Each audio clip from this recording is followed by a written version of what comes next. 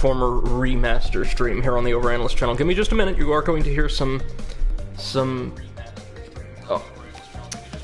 looping audio, my apologies, but I need to make sure our audio balance is fine.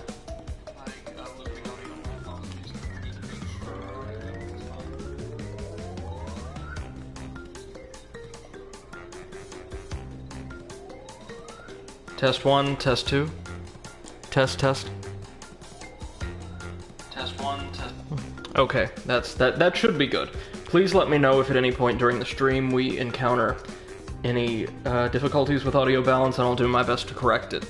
You just always have to try different things once you start playing new games, you know, especially when you use, like, built-in streaming software like what the PS4 uses. It's not the most user-friendly. But here we are, playing Crash Bandicoot N-Sane Trilogy. Really interested to see how these feel, because compared to the Spyro Trilogy, which I had no experience with, but absolutely adored the first one, these platformers I do have a little bit of experience with. I think I played a tiny bit of the second Crash game on PlayStation 1 when I was a child. Didn't play a whole lot of it, though, didn't get terribly familiar with it. Though I did play Crash the Wrath of Cortex on PS2, a game that received very, very mixed reviews, and was kind of looked at as the black sheep of the series up until the two genre-breaking games that effectively killed Crash in the late, I want to say, is it late 5th, early 6th generation of consoles? Mind Over Mutant and Crash of the Titans. But I also played Crash Twinsanity, released for the PS2, which breaks from the mold of this series, but still delivers a really solid platforming experience. That's an absolutely beautiful game, and I'd honestly love for it to get a remaster as well. It's friggin' fantastic. So I don't have the most experience in the world with these specifically, as I said, aside from a little bit with the second one. But as I understand it, Crash offers it's often compared to Spyro as something of a sister series, even though they were developed by two different studios. But this is comparatively standard fare for platformers. While Spyro gave you these open environments to kind of gad about, in the Crash games, as I understand it, you're running fairly linear obstacle courses, attempting to collect all of a comparatively limited number of resources. So the skill ceiling, as well as the skill floor for these games is going to be a bit higher. They're going to rely way more on really precise maneuvering and jumping and all that vis-a-vis Spyro. But the skill ceiling's also going to be a fair bit lower because there's going to be less we can do, I think. But as I said, I'm really excited to see how these games play, how they hold up, and in the case of the first and third game, be experiencing them myself for the first time. I've watched people play a little bit of the first remaster before, a good while ago, but this is going to be my first experience with them. Oh, that is absolutely beautiful, just like the Crash. The Spyro Trilogy. Yeah, that's fine. It's Crash Bandicoot! It's Crash Bandicoot 2! Cortex Strikes Back! Featuring brand new voice acting, it sounds like, from Dr. in Cortex's voice actor. That's absolutely brilliant. Okay, and of course I did buy, I think it was the special or complete edition of this trilogy, which includes the very, very controversial Crash Team Racing nitro-fueled remake on, at least I think it's a remake, on a separate disc. We might check that out a bit later, but for today, let's go right on ahead and pop into Crash Bandicoot N-Sane Remaster, or remake, rather. Let's check it out.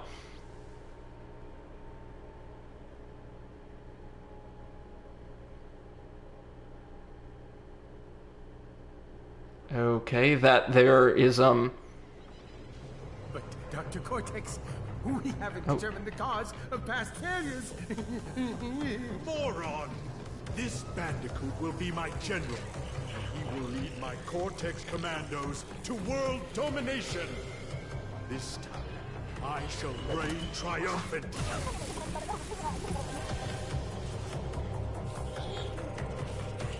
We are closer than ever before.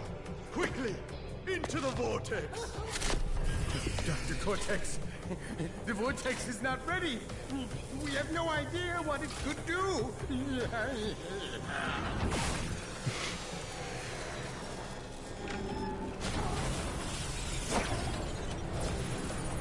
Failure again! Capture him! Uh-oh. Hey, Maisie, glad to see you. Prepare the female Bandicoot.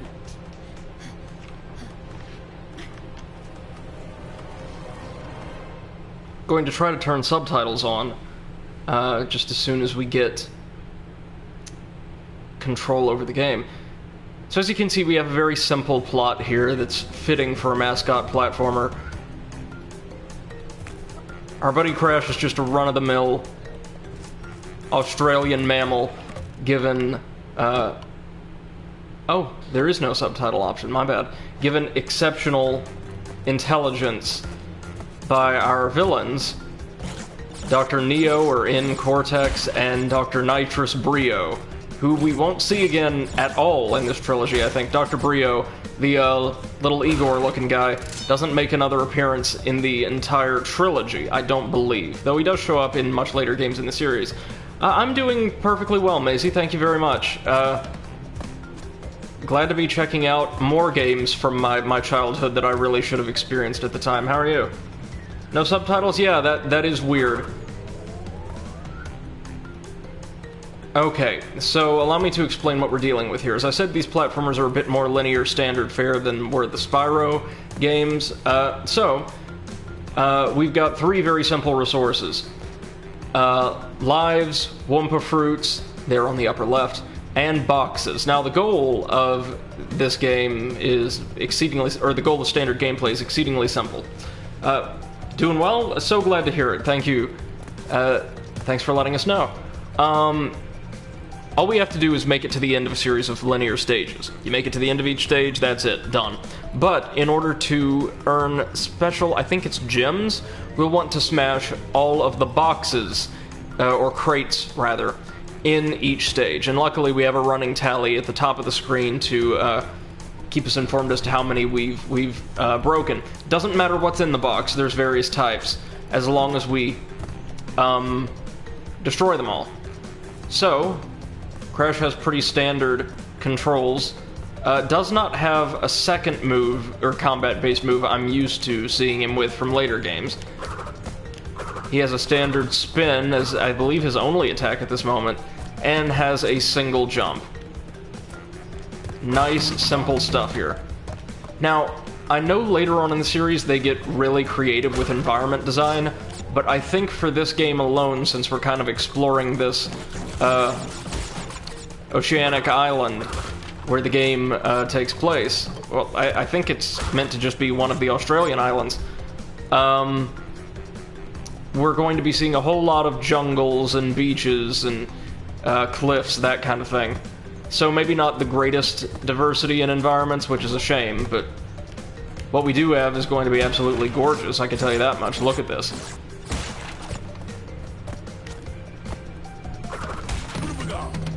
So, when we break one of those crates with a mask on it, we will summon the aid of, I believe his name is Aku Aku, an indigenous spirit and one of Crash's most steadfast allies. In this game, well, actually, all three of the platformers, he serves as something of a buffer for you, similar to the shield in classic Sonic games or something like that. He gives you an additional hit point to expend, or if you collect 2 masks without taking damage, as we have, he can store up to 2 additional hit points for you. Crash himself will die in 1 hit from just about anything without Aku Aku, just to keep in mind. But you collect 3, and you get to don the mask and receive short-term invincibility. Means that just about nothing can hurt you short of a fall, I believe.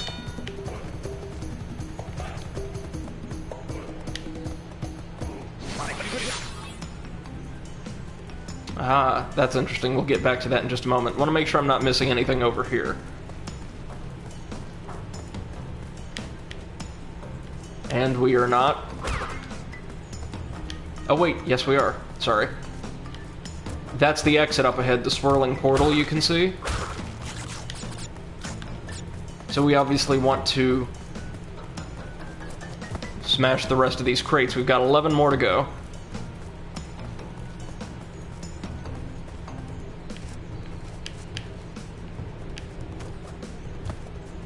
Now, you'll see this iron box here cannot be destroyed, like any metal crates in this game, I believe. But if we smack it, we're able to trigger a special event, or some kind of change in the environment. In this case, spawning a whole bunch of boxes for us to interact with.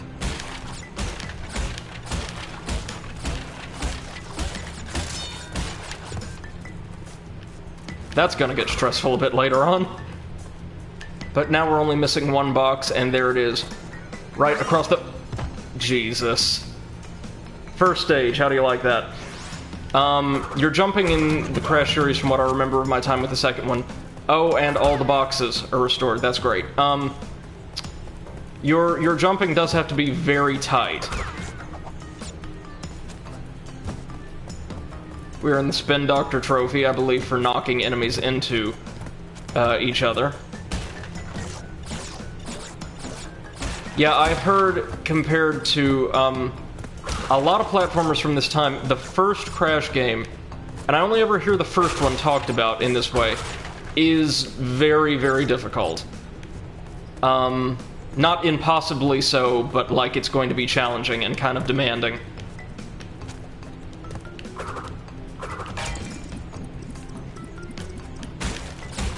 No, no, we missed one. Oh no. Oh, yeah, let's just waste a second life. Lives are cheap in this game, but we need to get all of those boxes. We receive an extra life anytime we collect 100 Wumpa Fruit, and also, I believe you can find them all over the place, hidden, of course, in crates.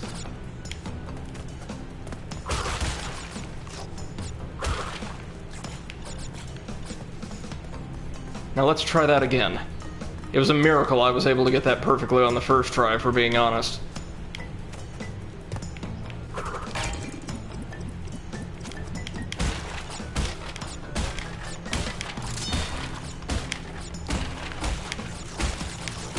Whew. Okay. That was nerve-wracking. Let's never do it again. Now there's just two over here, I think. Yep. Now let's see if we can't do this properly this time. Is there a way to get extra airtime? Not in this game, I don't think. There we are, and see, if you collect all of the crates in a given stage, or destroy them rather, you get a gem. And the importance of that gem will be revealed in time. Oh, there's so much extra stuff to collect in this game. Yikes.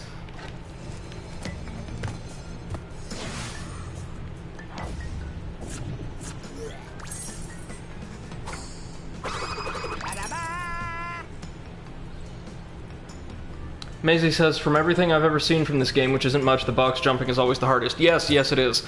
The developers did a fantastic job creating kind of really, really demanding, like traversal courses at various points in the game. This game in particular. The second and third, from what I recall, are actually much, much easier. Oh yeah, so they did add, like, kind of optional additional content that was never present in the original game, but we'll get around to that. So, here's how this works. Let me try to explain, and hope and pray I've got this correct. So, across the Wumpa Islands, our overworld, we'll see there's, I believe, 26 regular stages, from which we can collect a gem apiece for destroying all the boxes. But also, each stage contains its own time trial. Basically a quick little speed run that we can complete within a certain amount of time to earn a series of relics. We want to earn the Platinum Relic, I believe, in every single stage, though that's going to be kind of demanding for a given time. Why don't we try it with this first stage? Just go as quick as we can. Smashing boxes isn't a requirement, I don't think.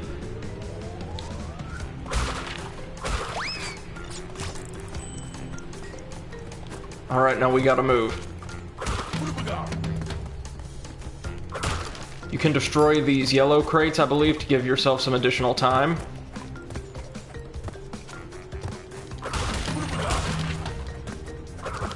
Or rather, to freeze the clock. Yikes. Some of these can be very tight, I believe.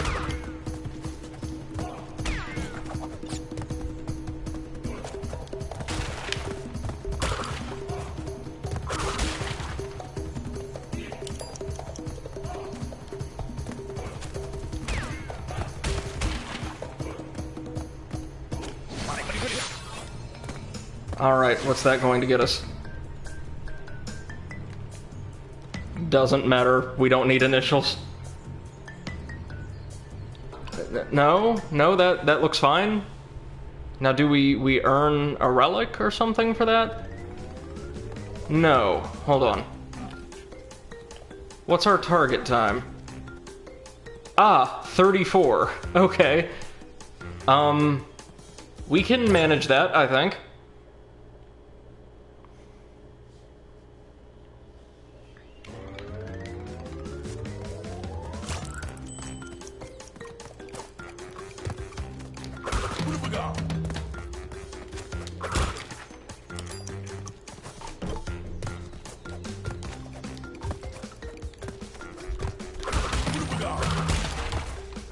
Let's see.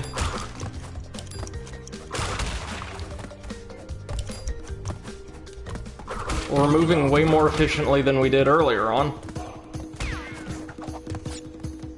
But will it be enough?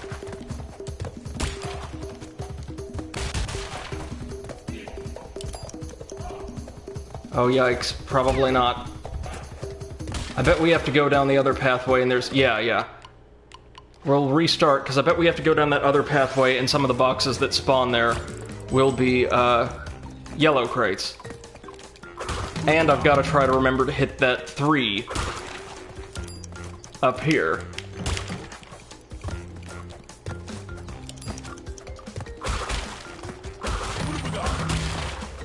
There we go.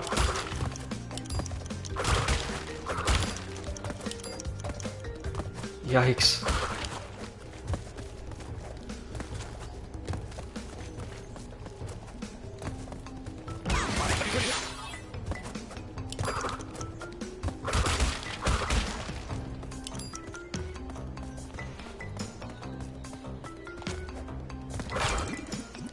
Oh, yikes, but as we saw, there are golden boxes there, so we can use that to get our relic.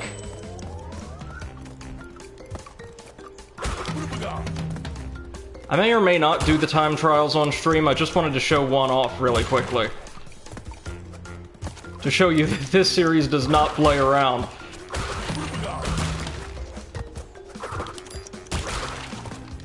Also, it's a minor thing, but the crates stop dropping Wumpa fruits once we engage a time trial, I believe.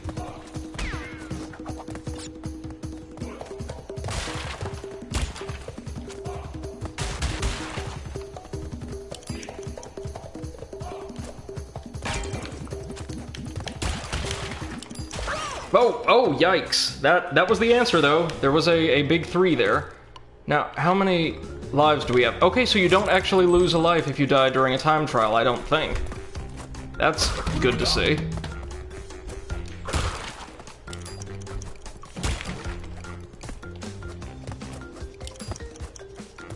It's actually surprisingly generous.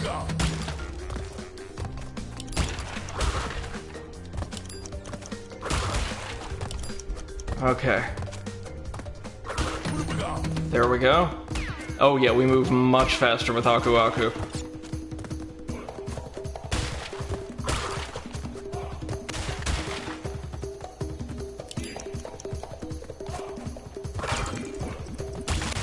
Yep.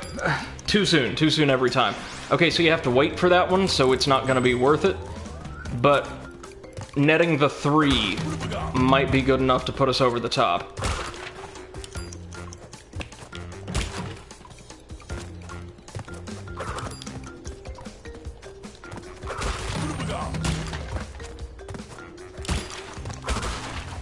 There we go. That's much smoother. We were able to cut out a couple jumps there, which actually saves us a bunch of time.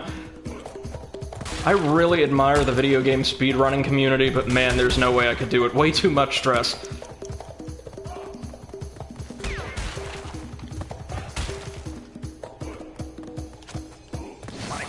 And there we go. We earned our relic. A platinum relic, I think.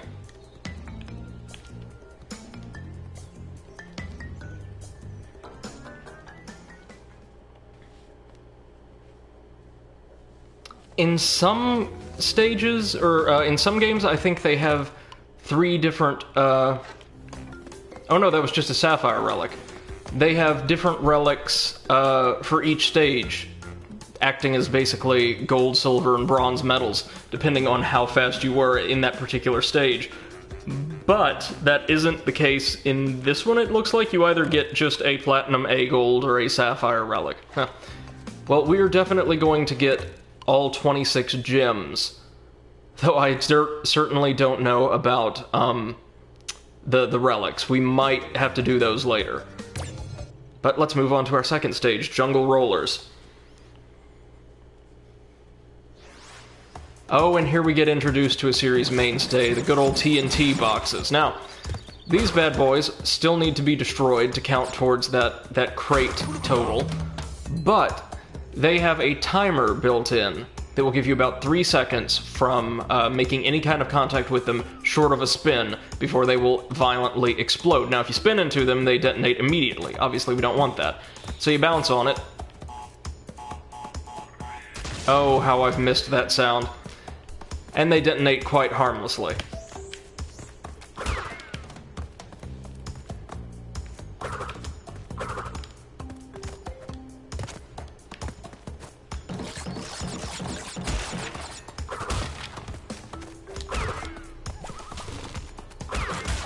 These little critters don't exactly seem to have the world's greatest survival instincts, but I'm okay with it. Now we've earned a special token. I've no idea what that does. Access to a special stage, maybe? Some stages in Crash games have like little special side-scrolling courses that can be accessed through various means. And yeah, there we go.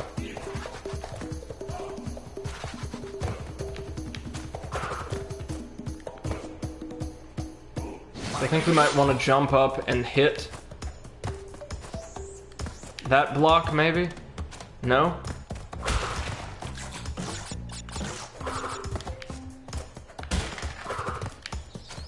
Nope, nothing we can do there, so we might have to come back once we've gathered enough resources or something?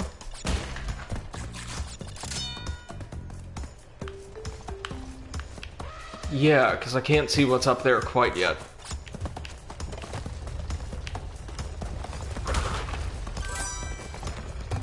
Oh, and, oh, so we'll need 3 of those, and then maybe we can access that, little, oh gosh, what do they call them? The wire platform, basically. Wireframe, that's it. Oh dear. So the TNT won't detonate as normal, or as they would in later games. Now that's a problem. So we're gonna have to perfectly angle our spin so they don't detonate. They probably will anyway, but we have Aku Aku. Hey!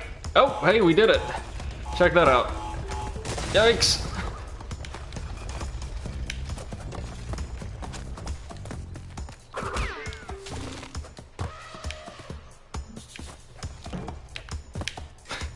Nice and harmless. Ooh, extra life, thank you. We are definitely going to need those. And yeah, there we go. See, that activated a teleporter, which should take us to a special stage, right? Yeah, bonus stage. Yep. So 5 boxes here. Earned the trophy. That's what those do. Some of the bonus stages in the Crash series, from what I've been told and what I've seen, can get quite tough, and... Oh, here's the Bandicoot we're working to rescue. Oh. Alright. We got to see her, at least, and we got 5 more boxes, which is what we're really here for. Ah, but if you recall, we also had that little... yikes. It was waiting on us. We had that little wireframe platform in the cave, listen to me, like I think kind of shelter structure earlier.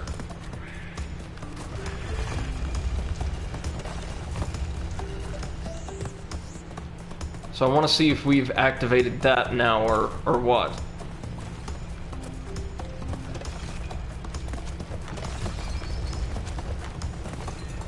These are nice, visually appealing little obstacles, the rolling rocks here.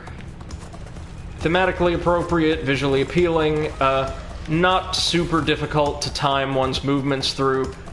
Good introductory obstacles for a game like this, I think. And the enemies so far have been kind of afterthoughts, though I know that will definitely change. There's one stage in this game in particular, it's very, very late into the game. I believe it's just called the Lab. That's absolutely notorious for both its obstacles and its enemy placement. I did watch a guy try to get through that stage, like on his own stream a very long time ago. And I want to say it took him over an hour just to clear the stage, much less get everything. So, that bodes well.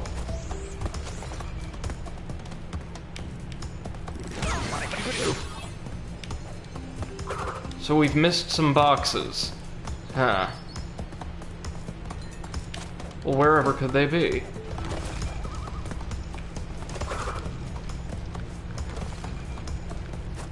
Probably near the wireframe platform. So why don't we go ahead and clear the stage and then come back. Yikes. Or do that. We could do that instead. Let's try to clear the stage and then come back to see if we can't access that platform later.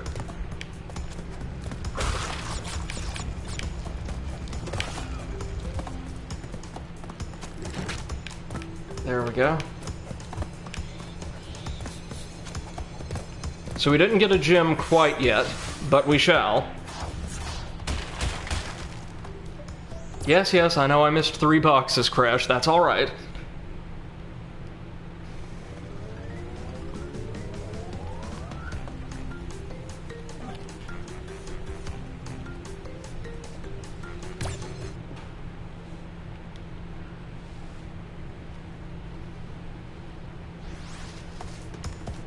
Alright, let's try that again.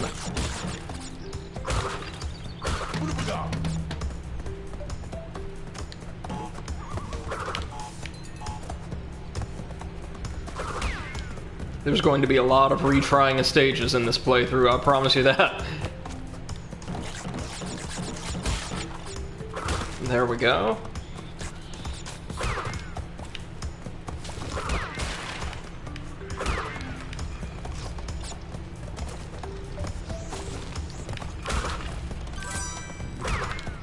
Oh yeah, and if we want to get all the boxes, we'll still have to go to the, special stage.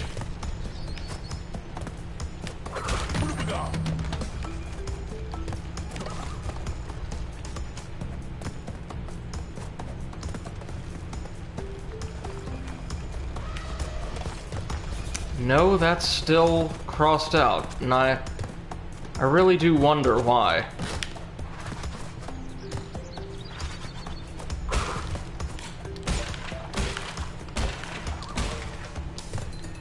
Well, we can't reach that. Wait.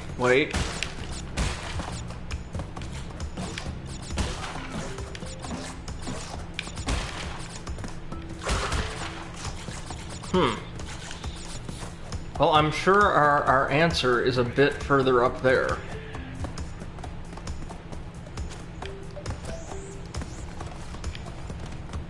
Hold on a minute, if you'll indulge me. I know I've been looking up guides for platformers left, right, and center lately, but there is something I want to check really quickly.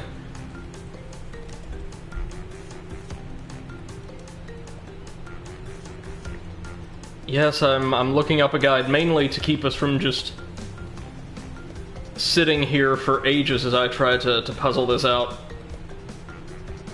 Just to make sure there's not something I should be doing that I'm not.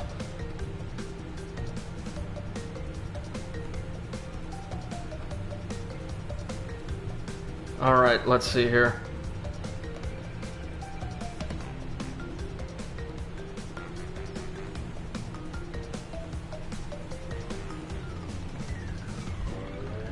Okay. Ah, that's what I thought.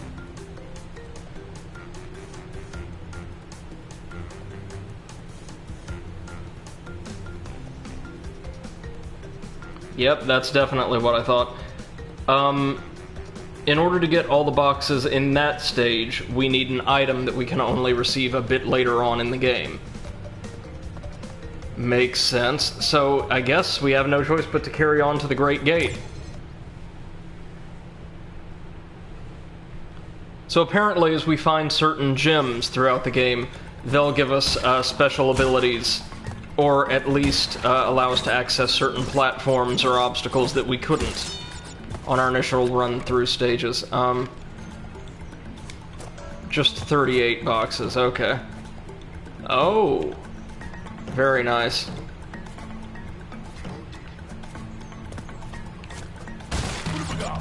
Okay, I dig this stage. We've got, like, more of a 2D focus here.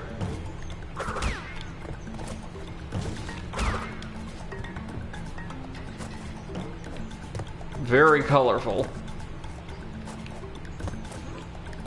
See, we're going to have to take this out, and then the iron box becomes something of an obstacle.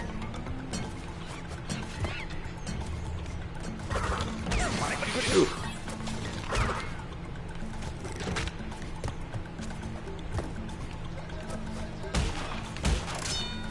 There we are.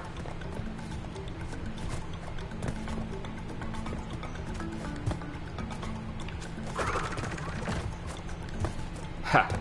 Okay, so we're going to have to flip some platforms around, or outwards at least. I don't know if there's fall damage or not in this game, but if there is, we are screwed if we miss one of these jumps.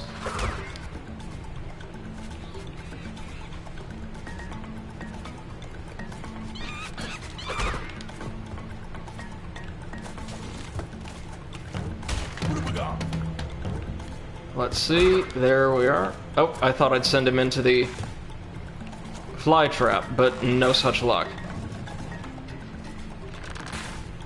So this level's got much more creative design compared to the last two. I'm really digging this.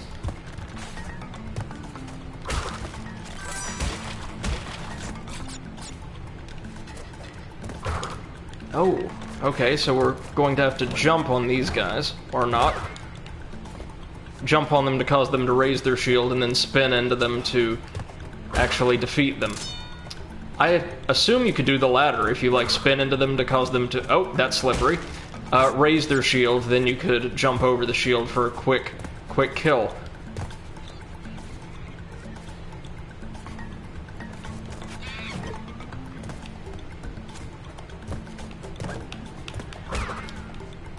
These guys, these islanders, would return as enemies in at least, I want to say, Crash Twinsanity. There was, like, a stage dedicated to, like, just wreaking havoc through one of their villages. And we can now access the bonus stage.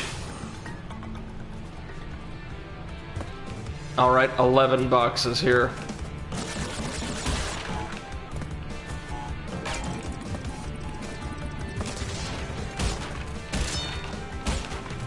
There we go. Yikes. Just always get nervous when I have to jump across 10 of 11. Hold on now. What on earth could we possibly miss? Ah, of course.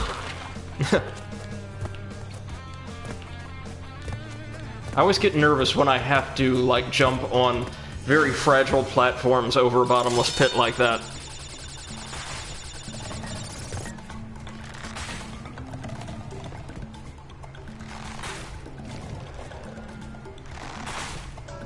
There we are. Again, huh? Okay, so we're really gonna need that green gem if we want to get anything done as far as completion goes. Well, that's alright. All this means is we'll have to be returning to earlier stages to ride those platforms. No big deal.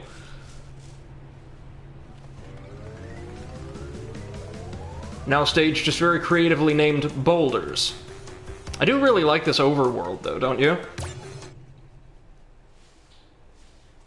Wait, no, if this is Boulders, oh, this might be our first chase level, and it is. Okay, so the Crash series is kind of famous for these guys. This is going to be a stage where you're running towards the screen and away from an obstacle that means instant death if it catches up with you. They're a series staple, and going for completion on one of these is gonna be a matter of just memorization. But you're often given a break in little shelters like this one. I remember these being present in the Wrath of Cortex. Soundtrack is phenomenal, as always.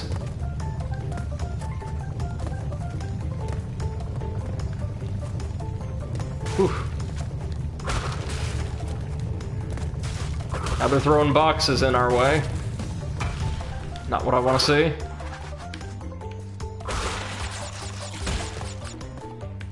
Just two more. Can we get them? I hope so. Yikes! Oh, some of these are going to be tight.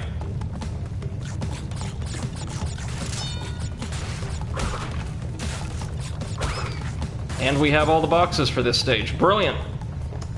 Now let's just hope we could stay alive long enough to enjoy that. Got our gem. Ha! Perfect. So we 100%ed our first chase stage. I was not expecting that on my first go. But it was nice and simple. Introduces players to these mechanics, which would have been, I think, kind of novel at the time the game came out.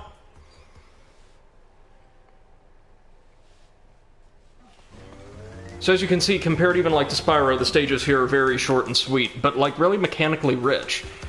Alright, stage 5 now, yes? Upstream.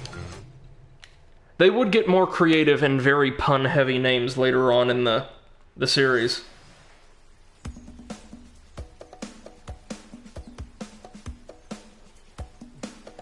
Let's see, just 36 here. These might be fragile platforms. Don't want to chance it.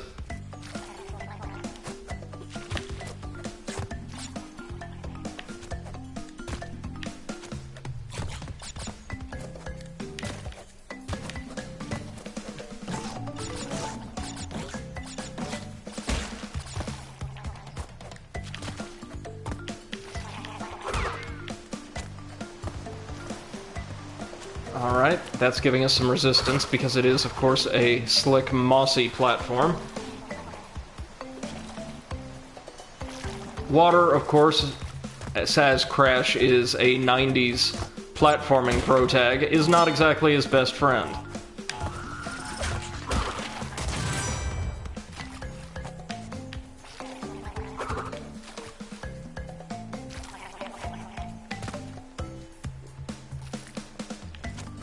Oh, no worries, Maisie. It's perfectly fine.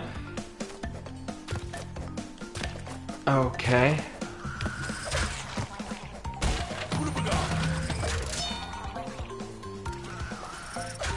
Now these plants seem to snap shut automatically.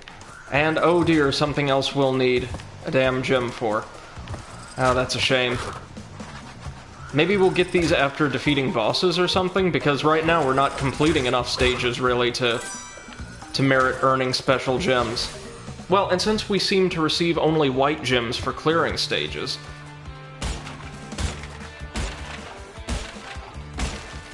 Oh, there's a ton of boxes here.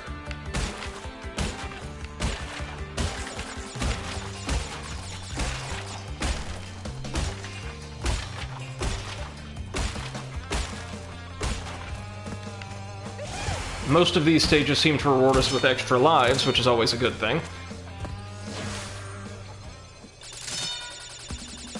We have a ton of lives, but from what I've been told and from what I've seen, we are definitely going to need them. This is the first world of 6 or 7.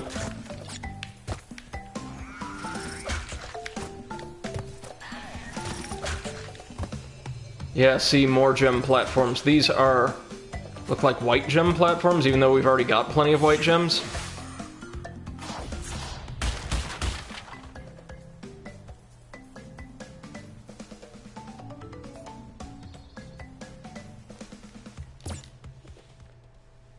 Alright. Might be worth going through all the stages, like just normally at first, doing as much as we can, then going back once we have all of the gems. Because look, if we go into the pause menu, I see 6 vacant gem slots over to the right that don't appear to be linked to the white gems, because the gem counter is only below the large portrait, or, etching of the white one. So, I'm thinking, because I think there's 6 or 7 worlds, we get a gem for beating each boss. Those will allow us to reach certain platforms we couldn't before, and we use those platforms to reach a few extra boxes per stage that allow us to get 100%. There's also 2 keys. I have no idea what that's about. But, yeah, here we go. I think it's time for our first boss, Papu Papu, the village chief, whose depiction will not be horrifically stereotypical at all, I think. Oh, no, and he is. But, alright, we've got, like, a stereotypical, like, Pacific Islander boss. Let's see. Is that it? Oh. Okay. Do we just have to jump on him? Okay. That's not bad at all.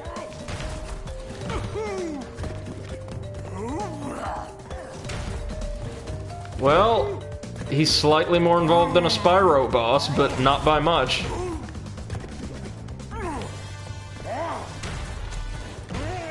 And, that's it? I distinctly remember Crash games having slightly more involved bosses, but we earned the trophy, Papu popped. Okay. Not the greatest boss fight in the world. Hopefully the others get a little bit crazier. Coco's Time Machine. What on earth is this? Something new added for this particular game, or remaster? Because I believe Coco, Crash's sister, was not a character present in the first game. Let's see what this is all about. Do you want her to join your adventure? Sure. Yeah, why not? Oh, we can, like, play as Coco at any point.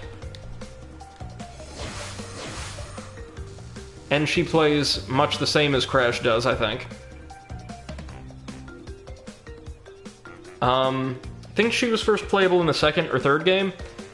We'll give her a try in this next stage. Let's save real quick.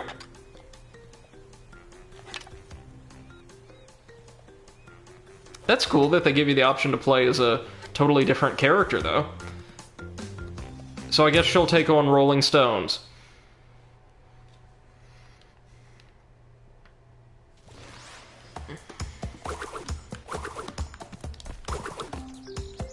Oh, ton of boxes in this one, 87, check that out. And did we earn a special gem for defeating Papu Papu? No, we did not.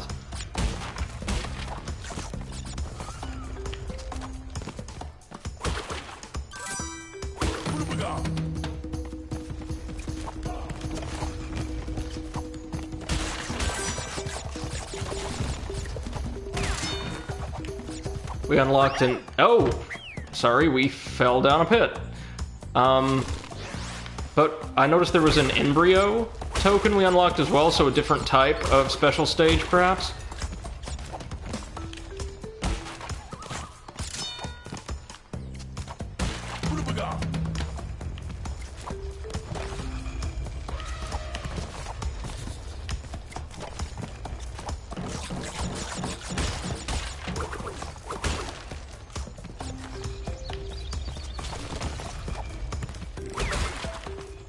There we go.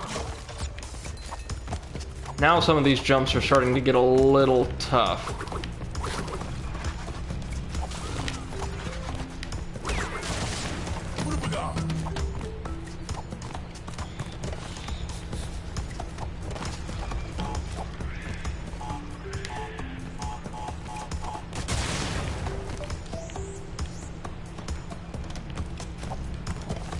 We got the boxes, that was all that mattered.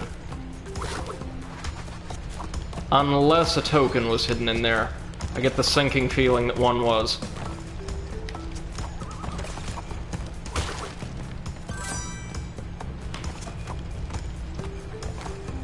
Oof.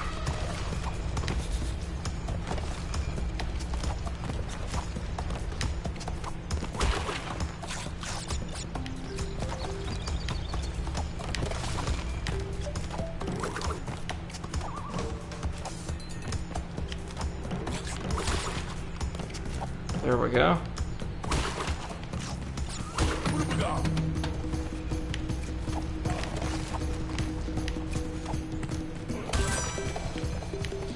Bonus time.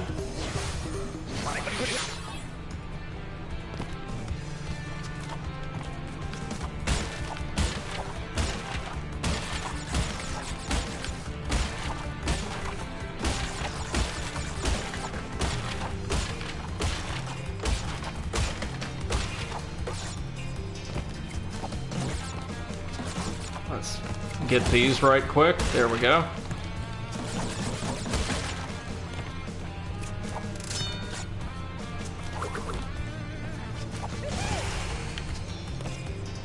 We've got all the boxes there. I really hope I didn't miss a token in that TNT cluster, though we probably did.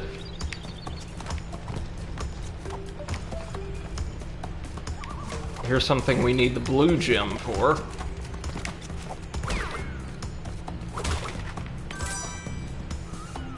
Yeah, we're going to need to come back because we missed a gem. That's fine, though. That's fine. He says, desperately attempting to convince himself.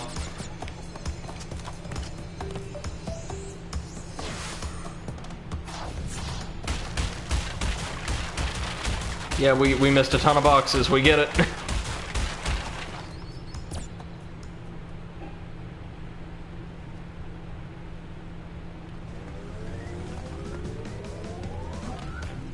Let's try that one more time.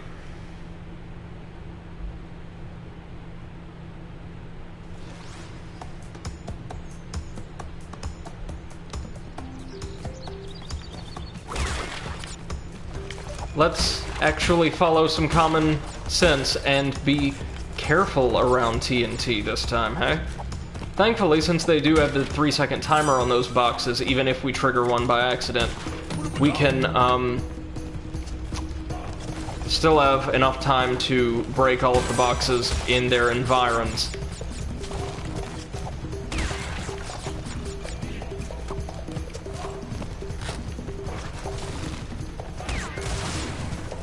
There we go. It's gotta be in that central box there. Nope. That is a crash symbol, so an extra life. There it is.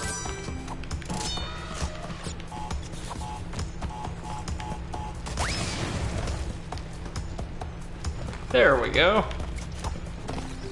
Got an extra life and the Brio token.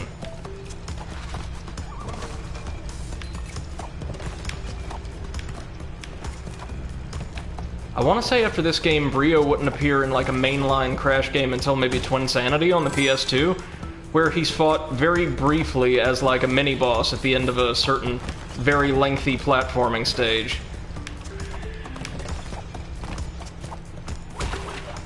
That's an excellent game, as I've said before. Great environments, tons of pretty well-designed bosses for a platformer. Good stuff.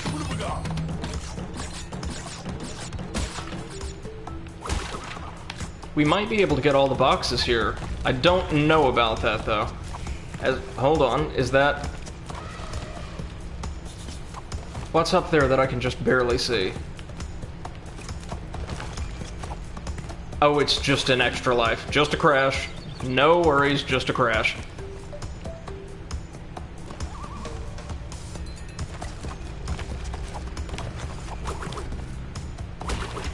Alright, let's go back to that first special stage.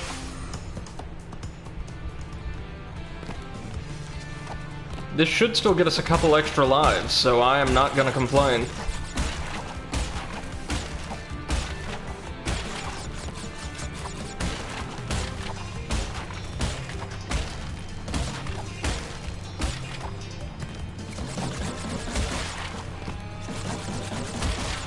Now, I want to bet, because I think another game, maybe it was Wrath of Cortex, did something similar. I think we got a trophy for just spinning an extra life off stage accidentally. Yeah, a similar game might have done something with, like, Cortex tokens, but the Brio tokens are probably going to unlock a really perilous bonus stage. Whereas the normal ones are just meant kind of to reward us, these are probably going to be meant to challenge us. No! Y'all know how well I do under pressure.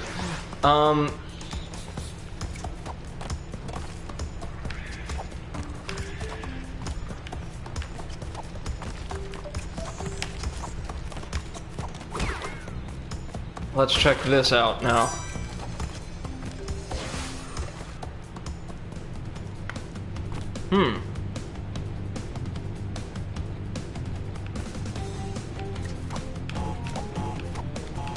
Oh, yikes. Yeah, as I thought, these are gonna be tough.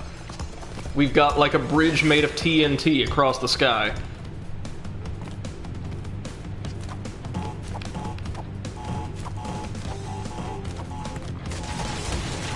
But lots of extra lives as recompense.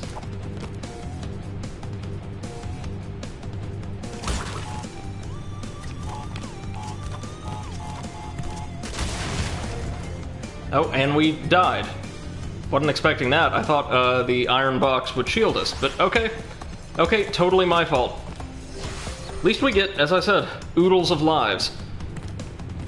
So we've certainly got room for error. Like so. But if we get all this, we should get 100% on this stage, right? Or damn near it, either way. Oh, or maybe we earn the special gems by completing Brio's stages. Because we've not seen many of them. I think this is the first one we've seen so far.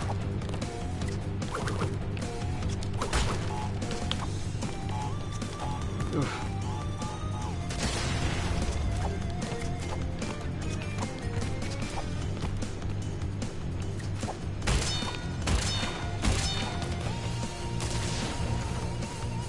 No? No dice?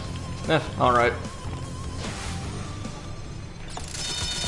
We got a whopping 6 lives for it, so no complaints.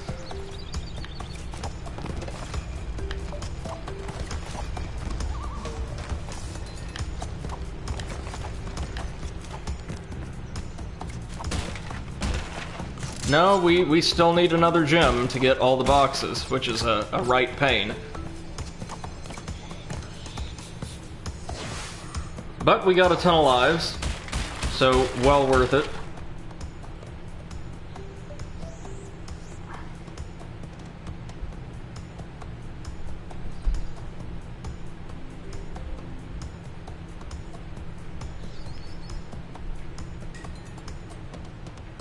Okay, hold on.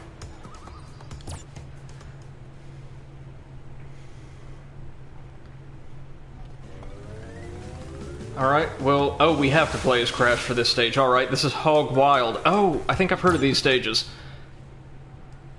There's peculiar stages where you have to, well, ride a boar like that. Random question. Yes, Maisie, what is it? Always happy to answer. Oh dear.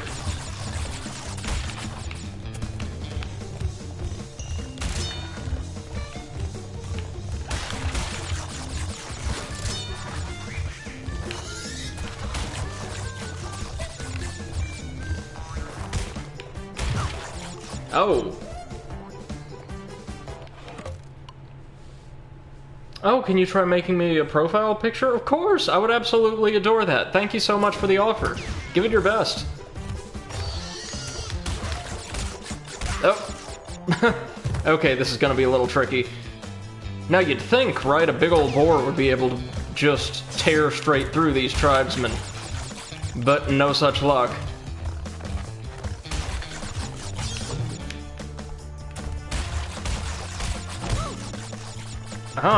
Okay, I can see why these have a reputation now. There's a few of these stages in the game, and I think the sequels, and they're known for being very tricky.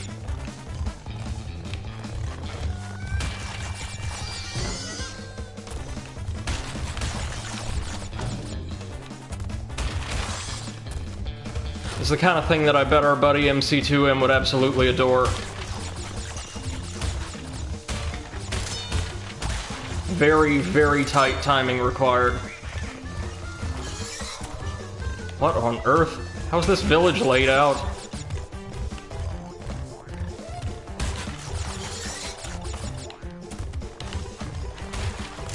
There's our gem. Daisy says you wouldn't have to use it, might give up because I'm a perfectionist and want things to look so good as I can, but yeah, no, that's perfectly fine. I no doubt would, I would no doubt adore it. Any ideas of what I may like? I can post in the Discord a variety of things, like either aesthetics from games I really like, or even, the one photo of myself I use for absolutely everything, my professional photo. I can give you some stuff in Discord, no worries. This stage you'd give up on instantly. So once you get settled into a rhythm, it's not that bad, I want to say. It was just the tribesmen that were throwing me off with their shuffling back and forth. Okay, so now we have the native fortress. Interesting. Maybe they'll tell us when we're in a stage we can earn a colored gem in?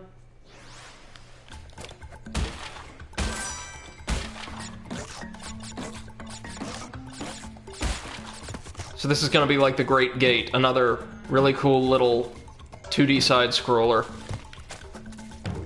Right down to very similar enemy and box placement.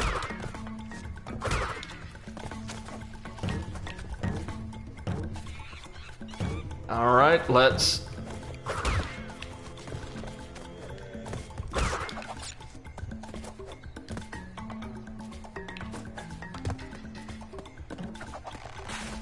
This is some very impressive engineering, I'll tell you that.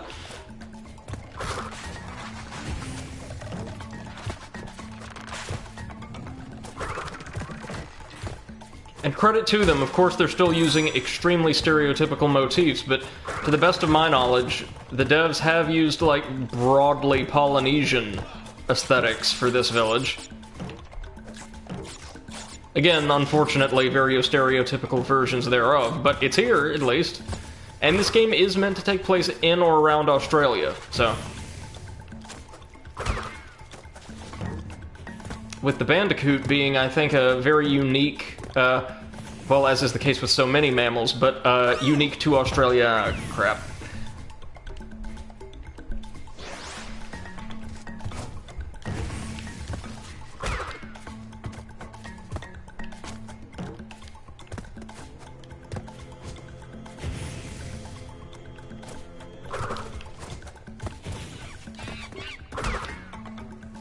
Okay, so we're actually going to have to use that brazier as a platform. Oh! And it gives us some height. As did he. Oh! Okay, so I guess we can just take a full-on leap at that thing. No worries. I was afraid of being caught by the underside of the spiked protrusion there. Oh dear.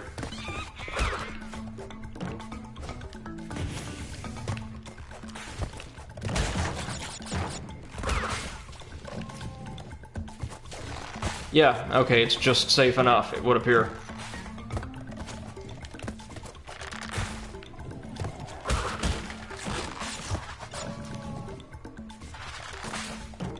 This looks like it could be quite a long stage given the total number of boxes. Though, of course, scores of them are going to be in the special stage.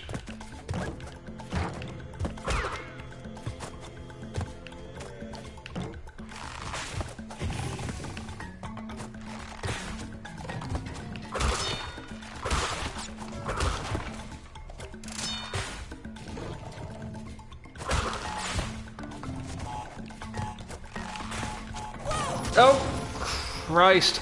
So close. So close. Probably should have just moved on and away from that club.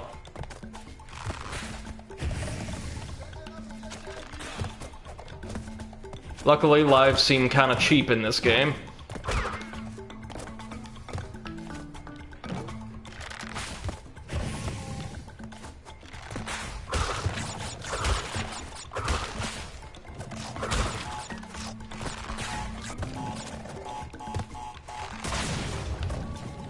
Okay, that gives us enough room.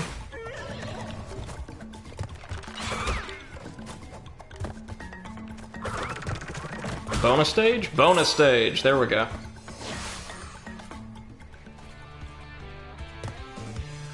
Oh, just 5 boxes here? That's a new one.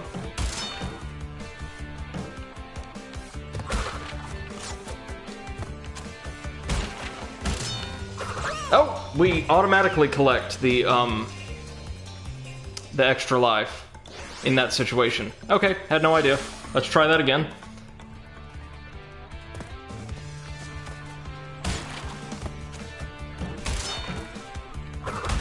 Oh, you can see Cortex's tower in the background. Never noticed that until now.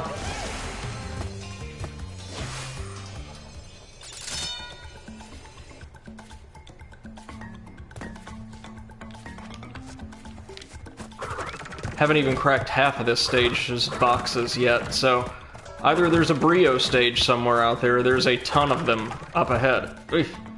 Yikes. Oh, and the platforms reset themselves. No, no, no, no, no.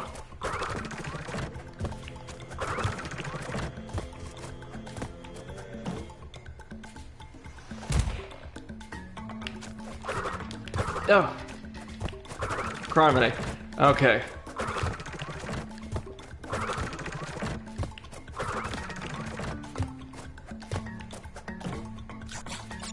There we go. Oh, we're gonna have to be very precise here, aren't we?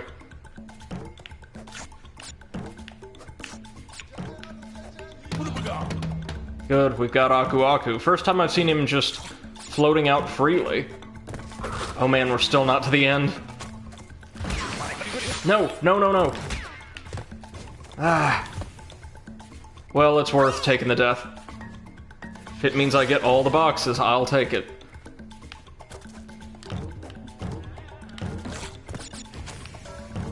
And this'll come pretty close to giving us an extra life in and of itself, I think.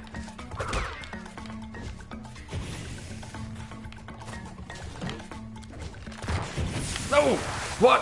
Oh, jeez.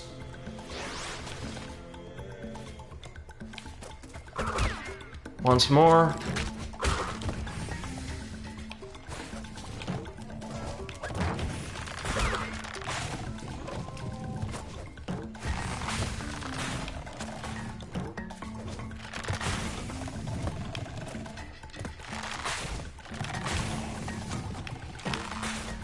Whew.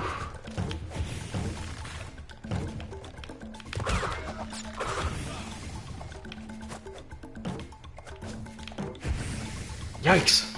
I can see why they're giving us lots of checkpoints here.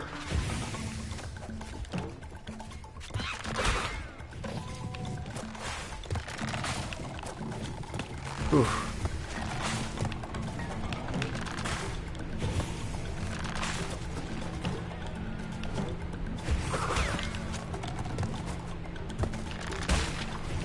Oh, and there's the box, of course, or the gem platform, meaning we will not be able to get all the boxes here, unfortunately.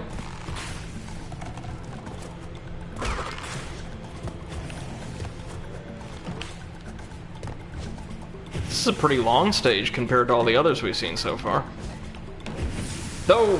Okay, so we're gonna have to vault from the first to the third, and then to the exit.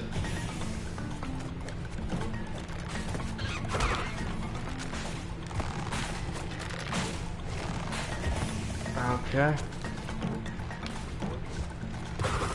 No! Jeez! That earned us a trophy for whatever reason.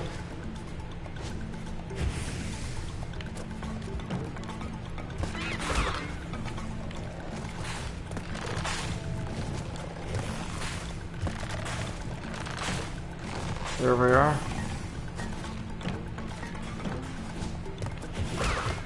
Alright.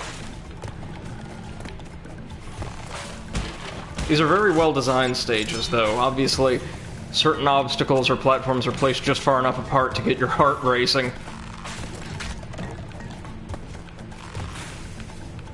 Oh, what I wouldn't do for an Aku Aku mask right now.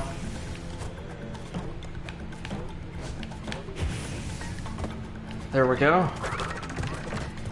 So I take it the goal is going to be at the top of this tower. Because, I mean, we're about to exit the atmosphere at this point. Oh, wow, 4 lives? I will take every single one, thank you.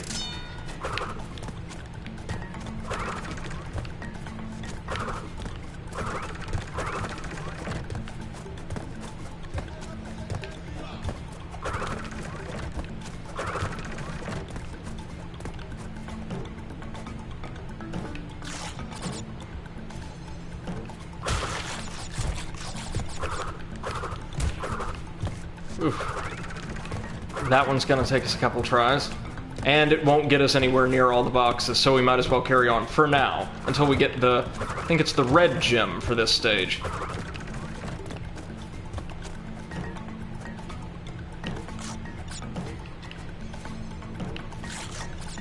Ah! Man.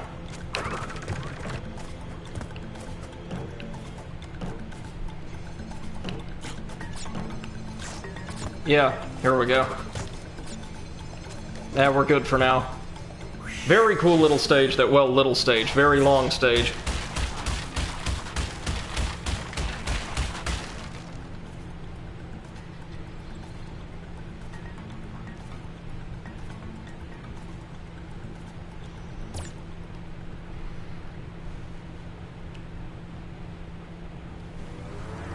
Oh, and now we move on to another much larger island for our next stage, up the creek. Let's do it.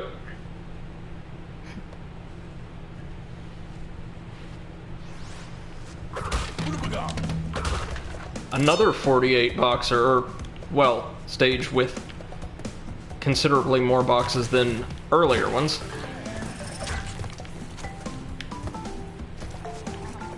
Looks like we're back on the river for this one. So yeah, this is what I meant by the stage design being a little bit more stylistically homogeneous earlier on. Compared to a lot of platformers at this time, and especially later games in the series, this one has a pretty limited repertoire of stage themes. We're going to be seeing them over and over again, obviously expanded and with cool new mechanics here and there, but this isn't going to be like your Spyros or your Gexes or your, I was gonna say Bubsy, but there's nothing good associated with Bubsy. Or your, well, even at the time, like Mario games were doing more creative stuff. It's going to be the same few themes, with different obstacles and the like. That's just for Crash 1, though, I think. I've never heard a similar criticism levied at other installments in the series.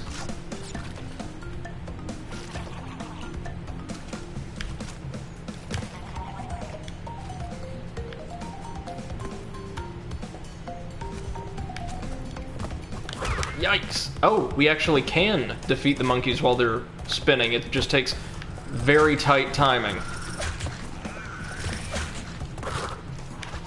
Timing I usually do not have. Let's just hoof it across all of these. Now what did that do? No idea.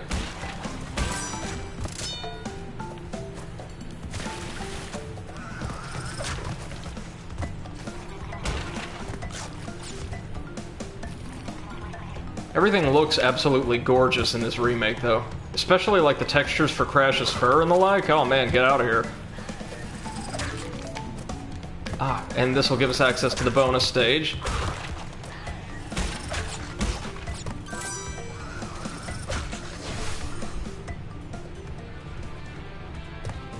Wow, 30 boxes here. Jeez.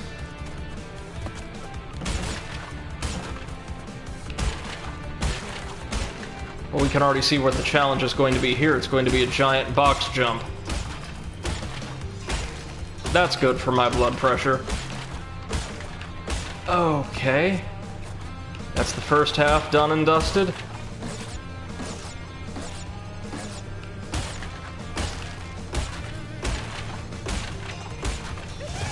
Yo. There we are. All 30 boxes, and 2 lives. Brilliant. So we're down 3 boxes, and what do you want to bet they're going to be hidden behind a gem platform? Well, that was 46.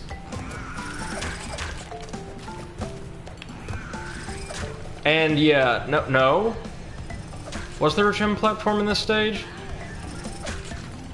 Or, no, we'll come back for the other boxes, but I bet I missed them when I hit that, exclamation point block earlier on.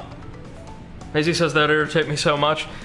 It does, in the one hand, but on the other hand, I know from my experience with, I think it was Wrath of Cortex, once you actually activate those, special, blocks, or get the gems to activate special platforms, they actually make your way through the stages a little bit quicker and easier.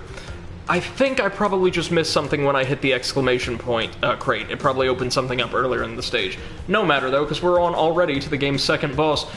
The rather demented-looking, cereal mascot-looking dude, Ripper-Roo. Now, I think I played just far enough to get to his fight in the second game, so I'm interested to see what this one's like. Oh, dear.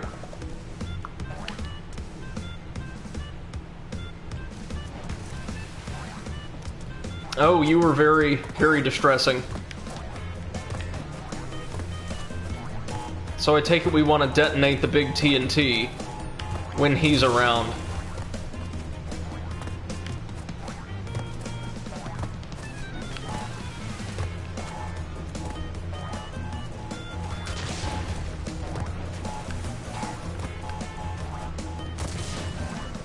Yeah, so he's going to bounce in a set pattern.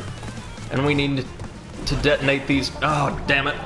We need to detonate these boxes when they're on either side of his platform.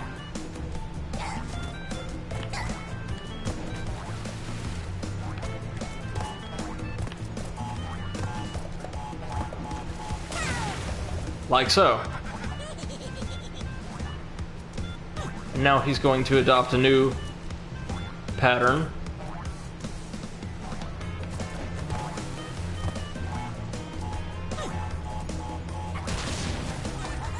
That got him.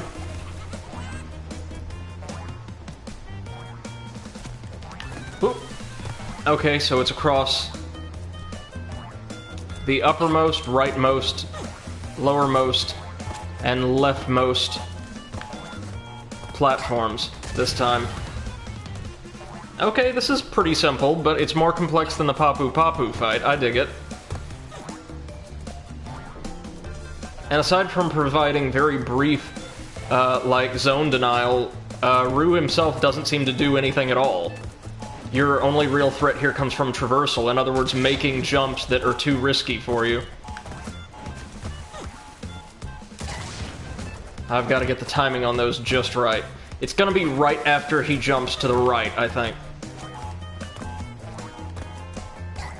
Nope. It is going to be the second he leaves the top. I think. No. There we go. That should do it. Nope, that was too early. Okay. Well, at least we're in a, like, complete no-risk zone.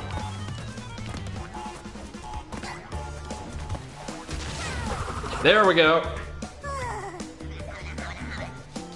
Earned the trophy, Ripper ruined, and down goes the second of Cortex's minions, who I guess was more successful than Crash? Huh. Alright, not too bad. As I said, more complex than Papu Papu, still not really, like, super hard, but a nice change of pace. Ah, there we go, kids, you see that? The Lost City. Notice that the gem icon here is different, so this has to be one of our colored gems. Let's hope and pray we can actually get it.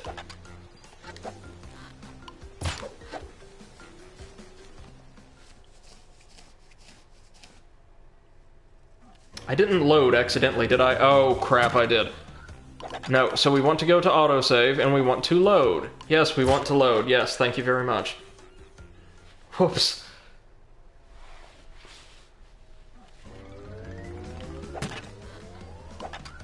We want to save over this earlier slot. There we go.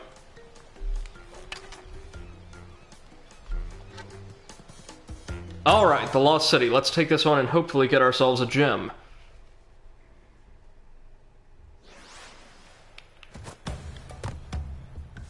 And it said if you break every box without dying, you get a special gem. Well, that ain't happening.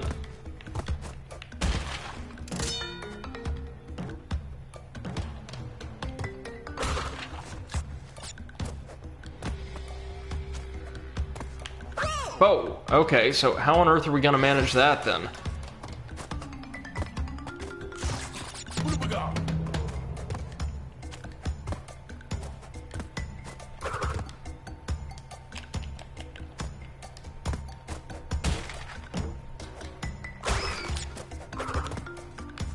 Wait.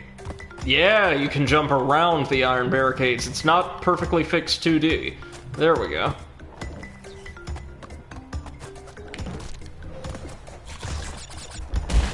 Oh, tons of extra lives all over the place here.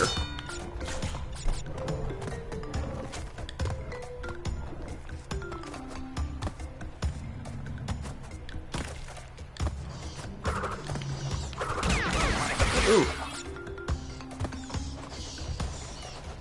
So there's no point in fighting those bats.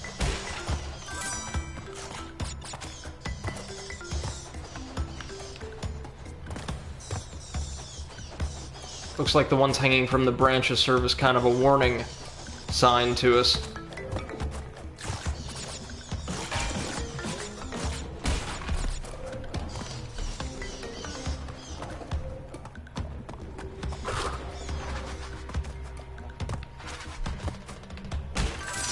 Ooh, there's going to be a Brio stage here as well.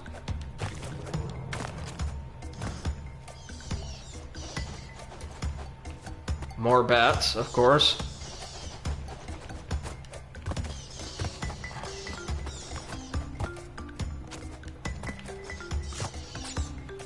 Ooh.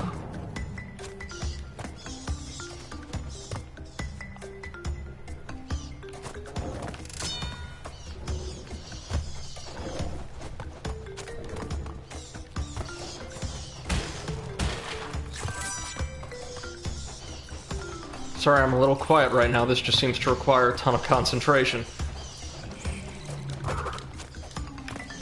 Oh, jeez. Okay, now, tell you what we're gonna do, actually. We are going to quit this stage and retry, because they said we need, to get all the boxes without dying in order to earn a special gem, and I take it that that colored gem is the gem they're referring to. Yeah, because it's displaying that hint for us again. That's clearly what we need to do.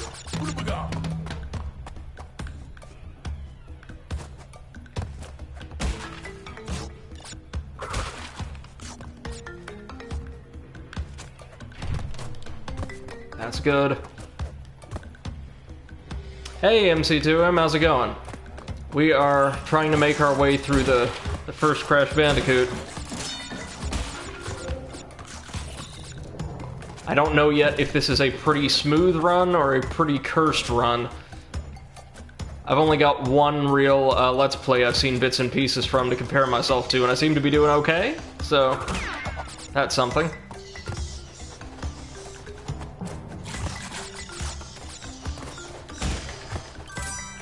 There we are. Now we have to be on the lookout for not just the standard special tokens, but also the hazard special tokens for Brio.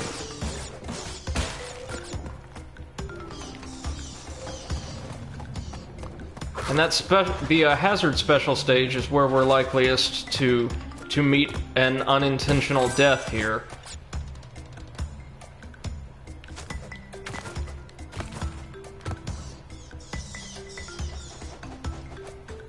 MC2M says, Crash Bandicoot's a game I always liked and designed, but never went playing it. I can definitely see where that's coming from. Based off what I've played so far, it seems very well designed, but also just a little mechanically simple. Not that that's like a mark against it or anything. There's something to be said for just a pure, simple, fun little platformer. And it's got a remarkable amount of polish. Like, Crash controls actually very, very smoothly.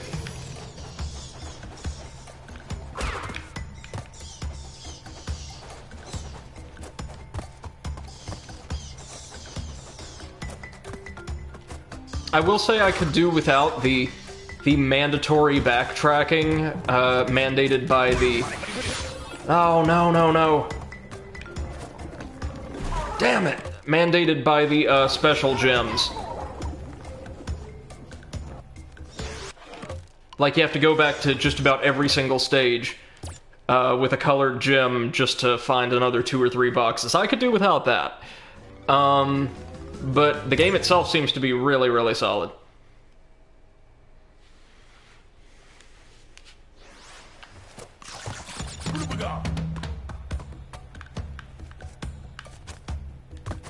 Wait, the Lost City. I'm starting to think that I might have actually heard of this stage before.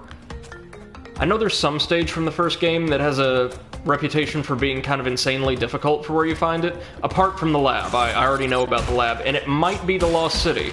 Either that or I'm confusing it with a stage from the second game.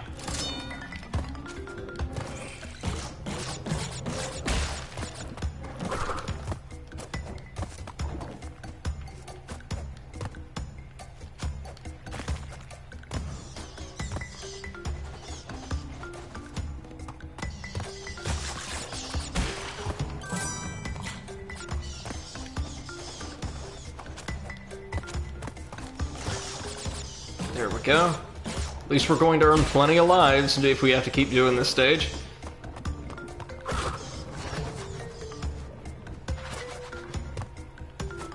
What?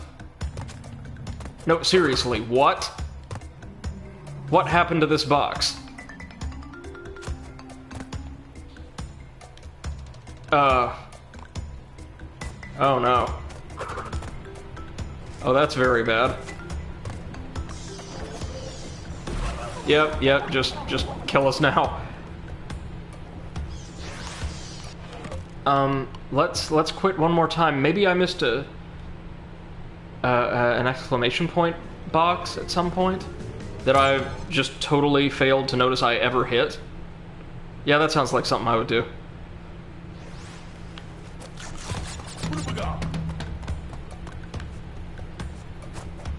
So we've got this starting little section down. He says as he drowns at the starting section. Yeah, this has to be one of those stages I heard about.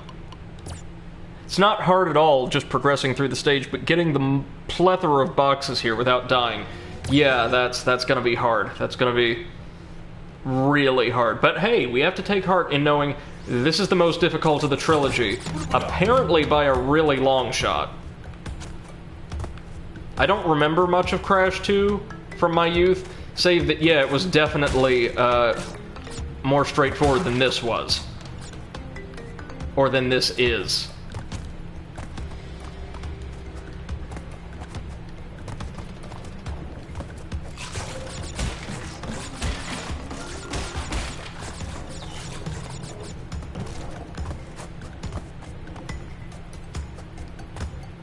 It's a beautiful level, though. I absolutely love the design.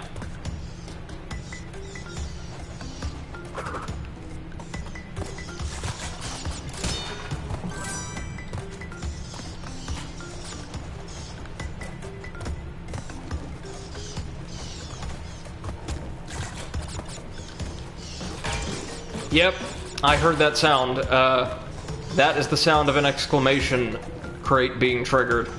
Meaning it should, yep, make this box nice and solid. There we are. That's the good stuff. That's the good stuff that's probably gonna get us killed and make us retry the stage again. It'll be so worth it, though, once we finally get one of those colored gems.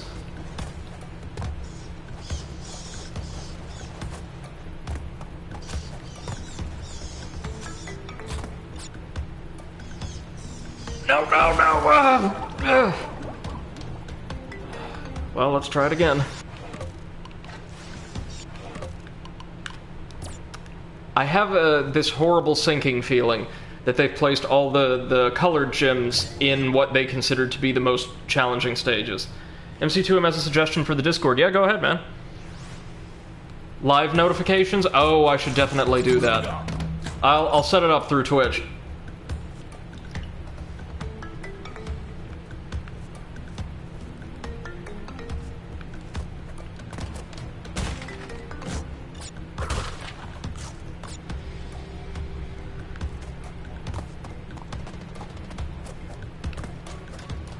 Okay.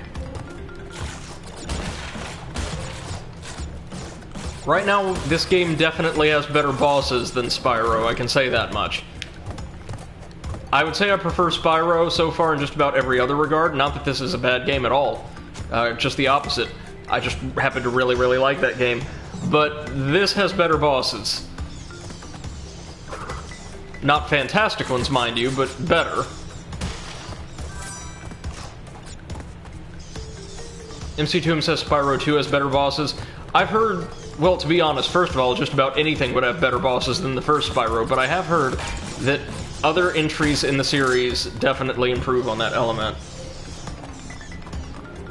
Like, you have to try pretty hard to somehow come up with something more poorly designed than friggin' Toasty.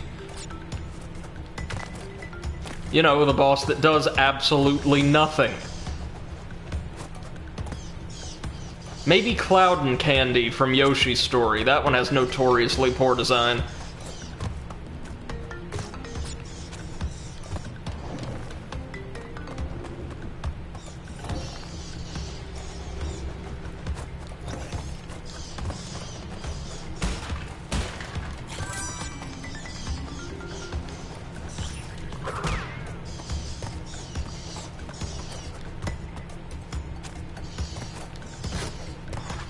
Alright, so we need to use this guy just to get the Brio token, that's all I care about. Okay, we got some good old-fashioned alternating platforms here. I can live with that. If I can land on that.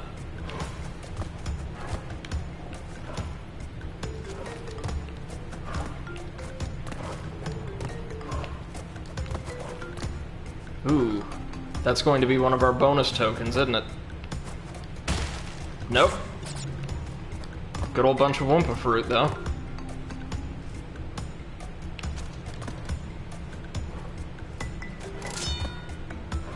Oh, I see you. And I missed you because you aren't perfectly level with the back wall for whatever reason. Depth is going to be a real pain in these kind of stages, I bet, as they get more complex.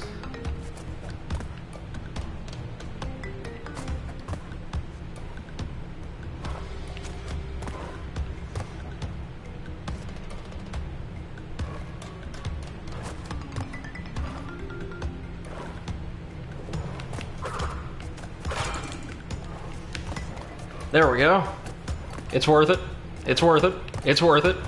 If I say it enough times, I will believe it.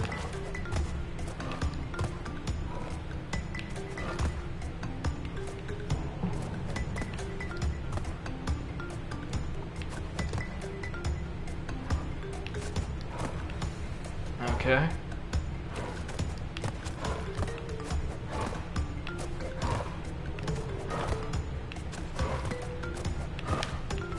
Alright, and here's where we'll find the... Oh dear.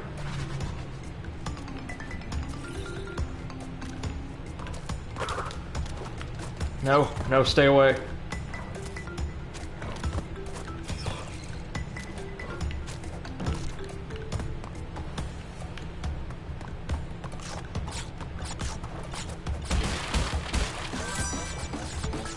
Alright, that gave us access to the hazard stage. Now hopefully dying in one of these does not count as a death, because that's the case for the standard special stages at least.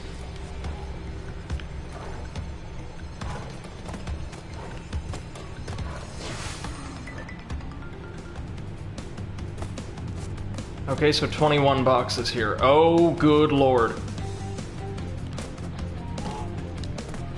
Oh, yikes! Please tell me that didn't count as a death. It was a special stage, so it probably shouldn't. Oh, but that does! Oh, oh, hell! Oh, hell! Damn it! We might be here a while. Because all of a sudden, toward the end of the second world, the stages went from, like, absurdly short to very, very long. Let's try this one more time.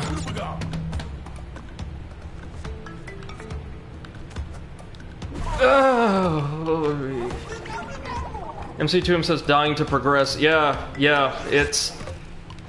This is one of the stages I've read about. The Lost City. At least I think so, unless there's a very... There may be a very similarly named stage in the second game, but I'm pretty sure I've read about this before. It's like an insanely tricky stage because you need to make it through without dying to get the green gem. And it's also long as all hell. And yeah, that certainly fits the bill so far.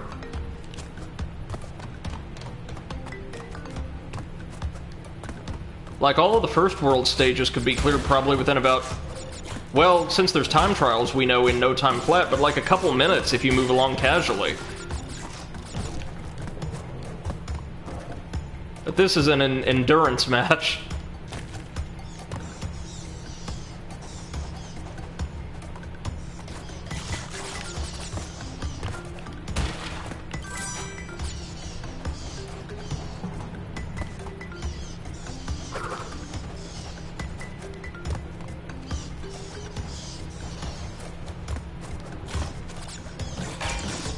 There we go.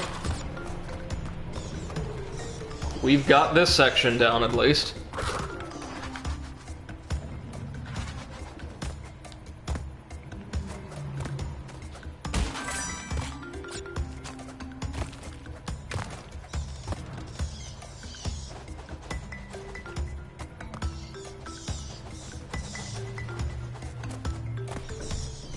I'm being super careful here. We want to keep Aku Aku with us, if at all we can.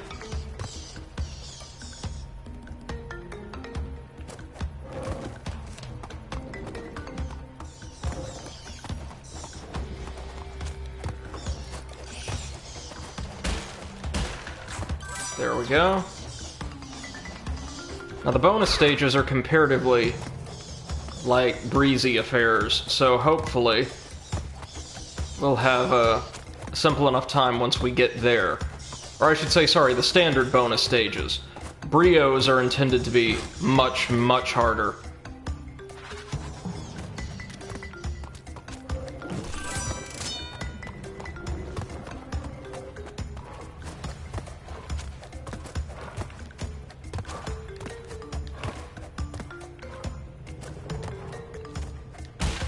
Though I am hoping and praying dying in a special stage doesn't count against us as a death. Because I think, we saw a tooltip that basically said the same. Like, you don't lose a life if you die in a special stage, so don't worry about it. I'm hoping from that we can infer that those won't be counted as a death for the purposes of this stage.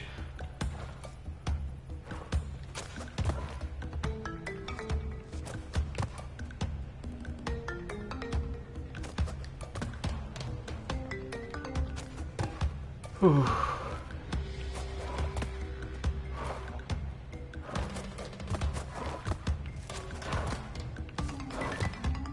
As I said, this is way more traditional platforming than Spyro, which also means it's quite a bit more difficult. MC2M says, I heard that dying is bad for the health. Yeah, it would... Well, I don't know. I mean, Crash has done it maybe a dozen plus times so far, and he's just as charmingly annoying as ever. Crash kind of strikes me as something of an anti-mascot, right? Like, if you look at him, like his movements, everything, he's utterly bereft of charisma, but that in and of itself has its own charm.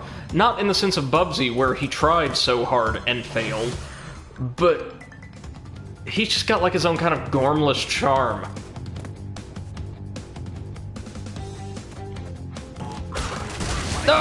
What? How on earth are we supposed to do that? Okay. Hoping that that does not count as a death against us.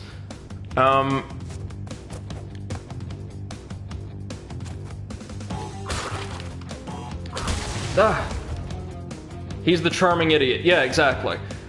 So we need to hit each of those boxes at the very apex of our jump without landing on any of the TNT crates. as we spin. So we've got to spin very briefly, like not like that, but like, oh, we just have the one duration. Okay, I think they changed that in later games. But, oh, this is gonna suck.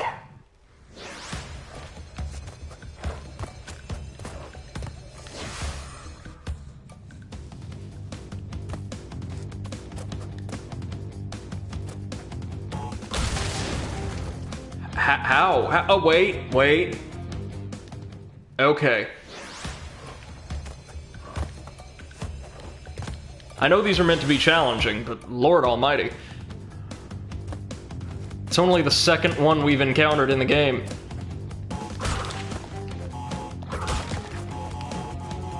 There we go.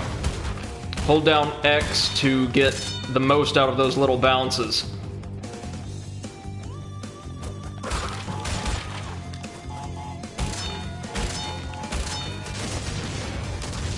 There we are.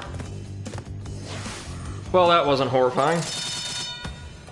Now, provided that didn't rob me of a gem that we definitely deserve at this point, all we have to do now, yikes, is make it through the rest of the stage.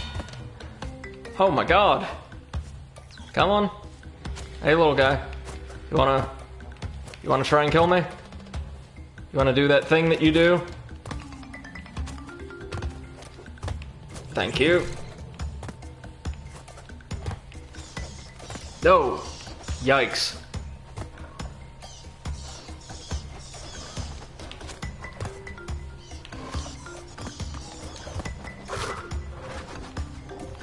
Ooh.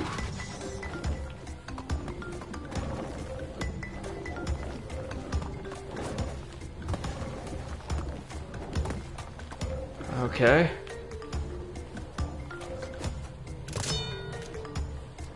Ooh. I see what we're gonna have to do here. Okay, maybe I take some of the stuff about the level design back. This is sadistic. I mean, because this is still pretty early in the game.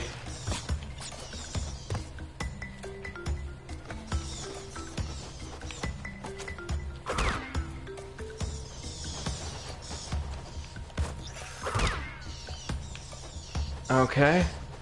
We've made it to the special stage.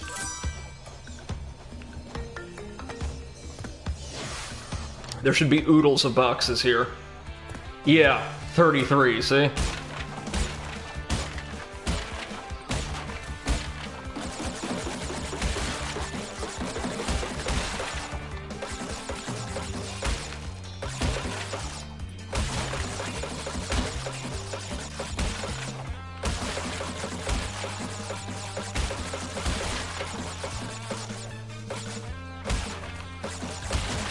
Oh! Damn! Yeah, we really better hope these don't count against us.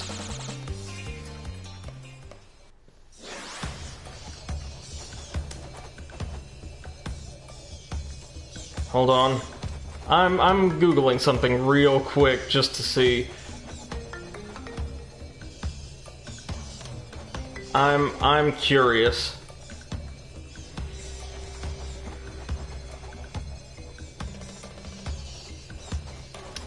Okay, if what I'm reading is correct, deaths in special stages shouldn't count against us. Emphasis, shouldn't. So this should give us almost all of the boxes in the stage. After this, there will just be 3 more.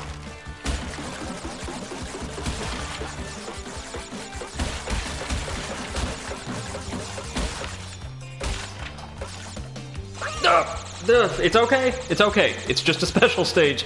Just a special stage, kids. Brady doesn't need to go get the blood pressure medicine quite yet.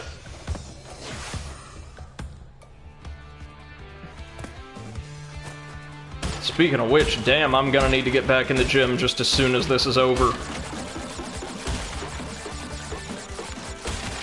Oh! Hey. Oy vey. I know what I need to do there, or there's a couple things I can do. But, I've been looking, with my family to get, like, some kind of elliptical machine, something I could, fit in the apartment comfortably and use to, well, become slightly less fat than I already am. And we found a solid model, but like just as soon as we went to the checkout section of the retailer's website, bam, sold out.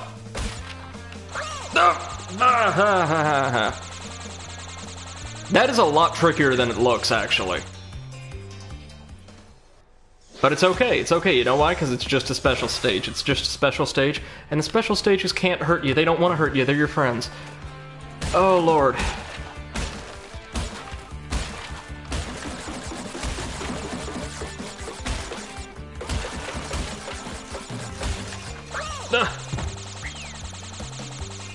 MC2M says, I'm quite fit even though I was in quarantine.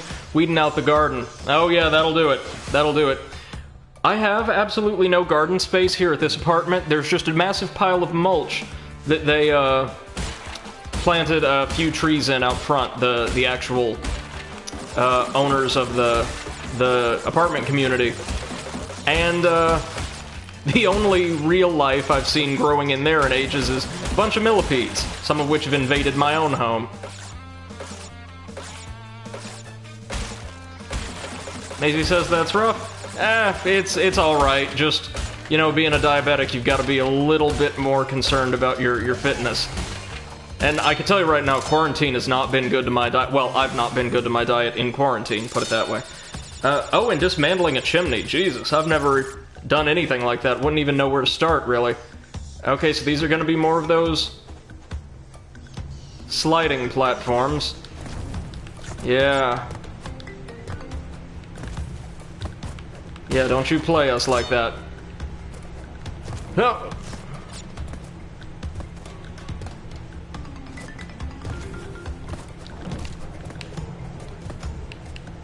Oh, there was a box up there, wasn't there?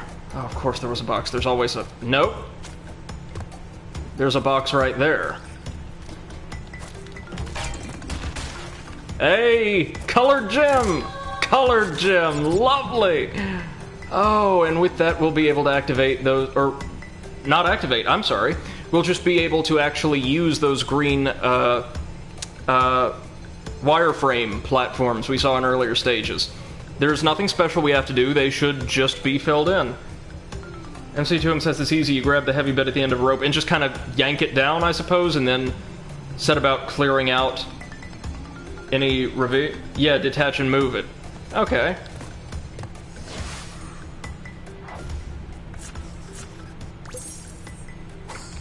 Yeah, Crash, just rip that gem right out of your butt. That's what we want to see. That's a fitting reward. Thank you, Crash.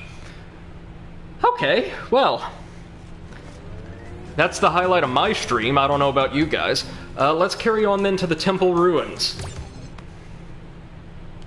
Whatever it is, it ain't gonna be as bad as the Lost City, hey. Ooh. Check this out. Nice and atmospheric.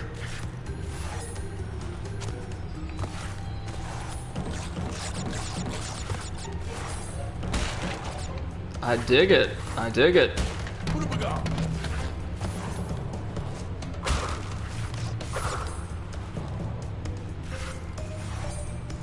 Are those all the boxes over here? I'm like paranoid about checking for boxes now.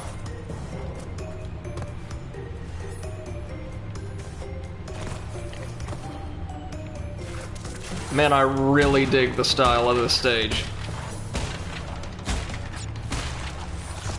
Oh, not a special stage token, but I bet there'll be a special stage here.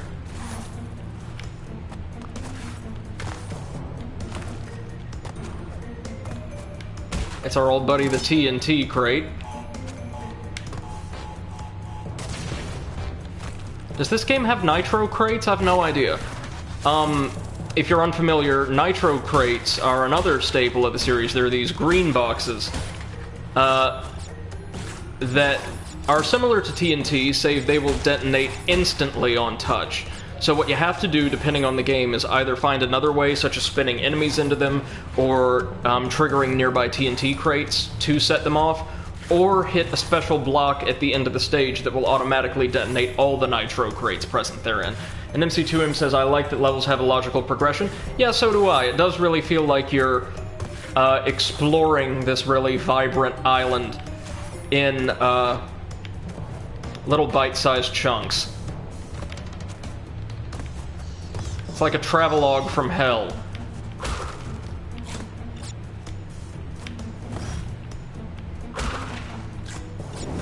Now, theming later on in the series, I believe, gets way more diverse, which does take away some of that logical progression, but also creates a game that is visually so varied and gorgeous. I know that for a fact.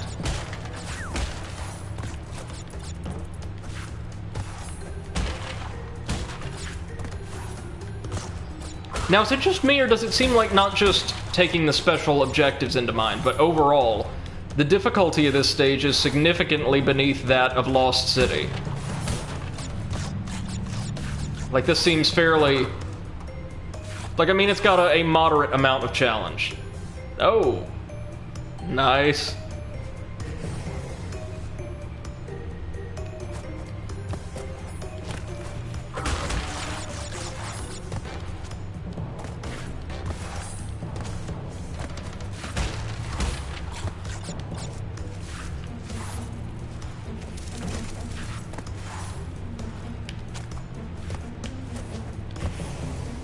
Oh, that's cool. I love the look of the little pillars spinning all around the checkpoint.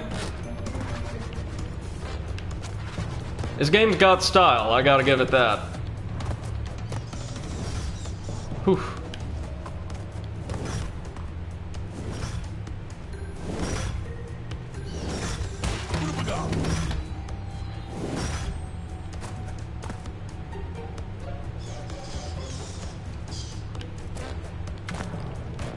Oh, wait, no! Oh, hi. Okay, so we have to time it with the pillar immediately behind it. Probably should have noticed that on the way in. Probably should have noticed that I was going to make that... I should have stopped a little bit earlier to actually make that jump. Yeah, the only tricky thing about Crash... Well, consistently kind of fussy thing about Crash with its levels and design is that with some of these camera angles, you do have a little bit of difficulty estimating relative depth. But that's honestly pretty minor a complaint.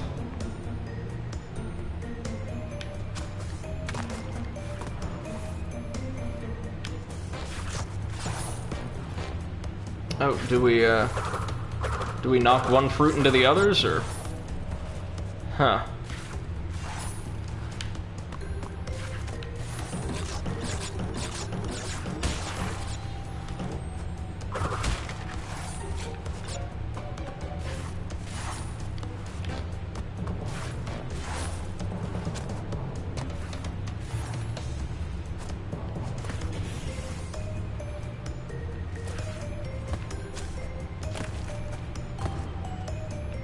Ooh. Oh, this looks kind of tricky. Is there anything over there I could be missing? Yes, there is. Namely, the actual route of progression. Hope we didn't miss anything.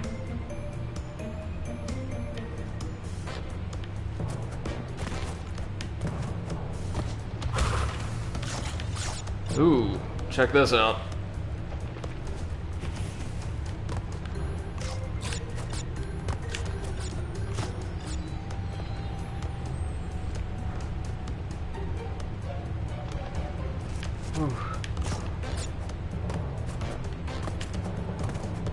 Oh, Maisie, that's lovely. They say, so someone I look up to a lot just told me I inspired her a bit to be less shy online, and that I gave her hope. That is fantastic. Good for you. It's always wonderful when we get to hear things like that about our impact on the world around us, I think.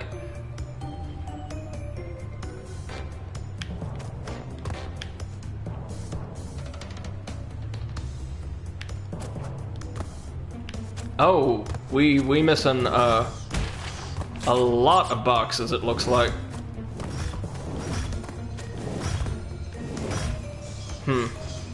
We'll have to come back to this one later, as with most stages. Maybe there was something we needed a gem to access and we just couldn't find it yet. That's alright. Yeah, I really don't know how I feel about the gem mechanic as I carry on, because it does feel a bit like they're just trying to force progression. Maisie says they were a fellow model on the Forger Discord server, but I look up to them a ton. I always try my best to make everyone happy, so it was a pleasant surprise of a message. Well, it appears your efforts are paying off then. Congratulations.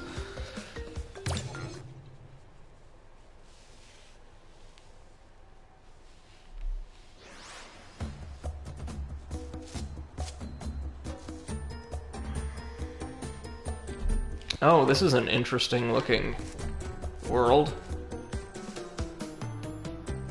You either break boxes or the boxes break you. Yeah, basically. Unfortunately. Jump. There we go.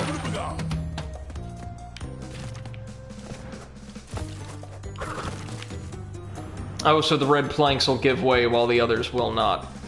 Oh, aye.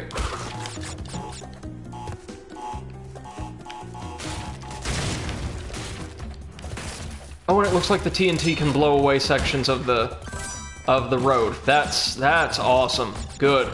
Oh, it's the boar from earlier. Nice. Oh, and we cannot jump on the boar.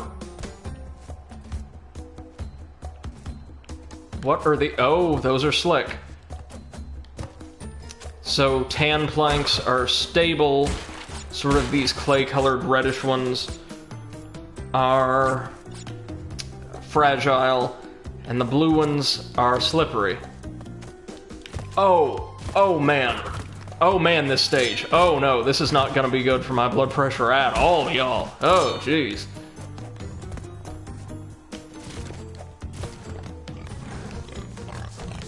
Oh, and they aim right, the boar is aiming right for us. And no! Has no problem just charging straight over gaps in the world. Good for him. That's a can-do attitude. No! Okay, so I've got this now. Hold on, sorry. So, the perfectly intact red planks give way after a couple seconds. The fractured ones, the sort of splintered planks, missing a section in the middle, give way as soon as you touch them. Yeah, that was evil. It is. MC2M says Satisfactory is fun, making spreadsheets and all. It's a very complex management game, yeah? And definitely not a boring monster. No, it's not. So far, I would say it's probably the most durable enemy we've seen.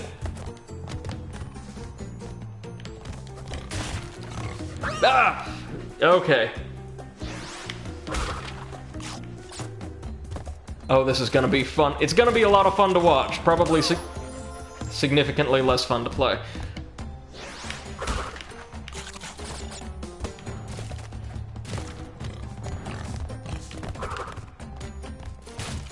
I've gotta remember that the fractured plank is there. Well, I can see why they give you so many lives, just like in Spyro. I wonder if you can trap him? You cannot. It seems like he just turns around whenever he reaches your location, though, whether you're in the air or not.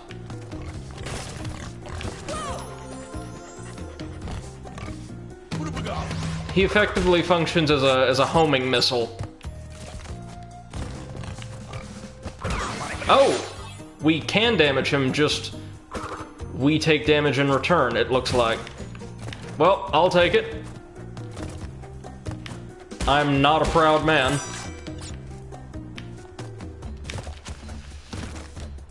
Okay. Ooh. Oh, a red gem platform, you kidding me? Right when we get the green one.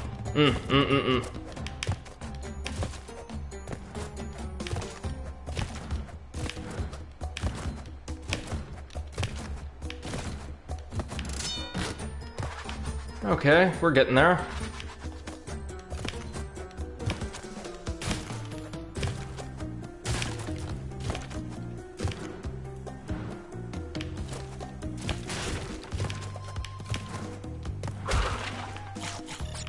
Oh, now we've got all of the slick planks in the mix as well. Lovely. Oh, so yeah, we cannot We cannot jump on him whatsoever. MC Tomb says, Mario is for kids, said the devs of this game. Apparently, this is pretty brutal stuff, ain't it, y'all? I mean, far from impossible, clearly, as I'm doing it right now. But, like, very demanding.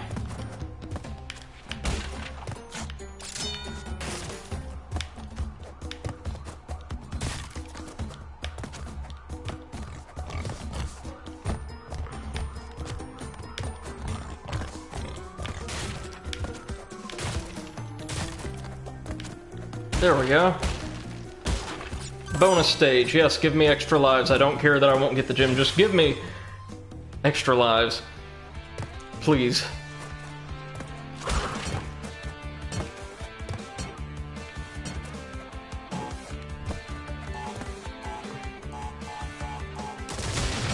There we go.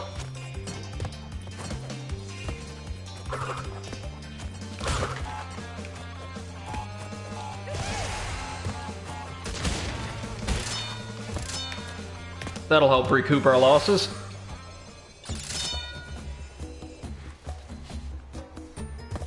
Yeah, it said direct attacks don't hurt these high-altitude hogs. Good. No! Good. Good use of those lives we just got.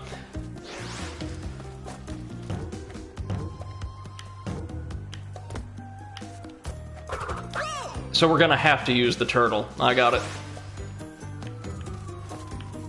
Now, other games in the series, I think even by Crash 2, because that's the one I remember playing the most, and even my memories of that are a little hazy, they do extend Crash's moveset significantly, making maneuvers like this less difficult than they appear. Like, I think if you spin in midair, you get a little bit of extra air or something.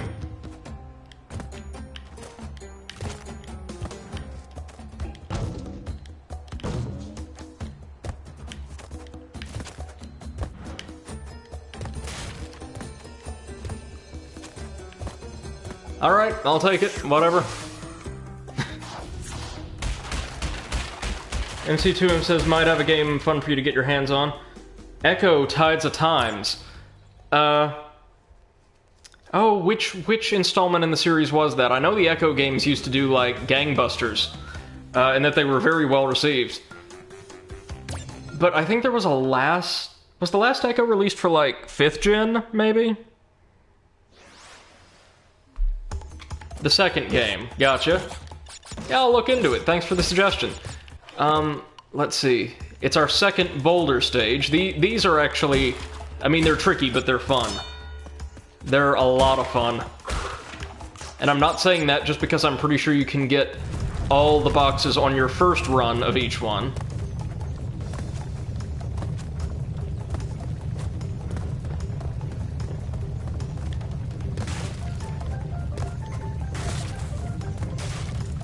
And the soundtrack for these stages in particular is amazing.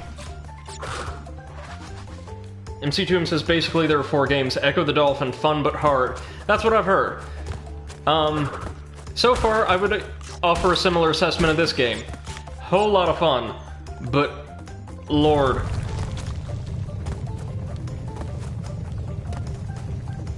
Oh, hey, we were doing good up till then.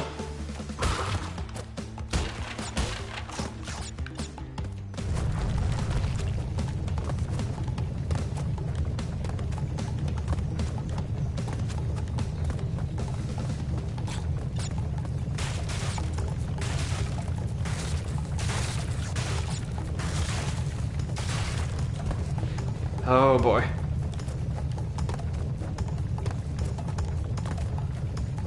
And the columns move now because, I mean, why wouldn't they? I do have to respect devs making, like, a system seller mascot platformer, though, and deciding, we got a brand new dimension to work in. We've got 3 dimensions now, and we are going to kick your ass in all of them. That's commendable in its own way.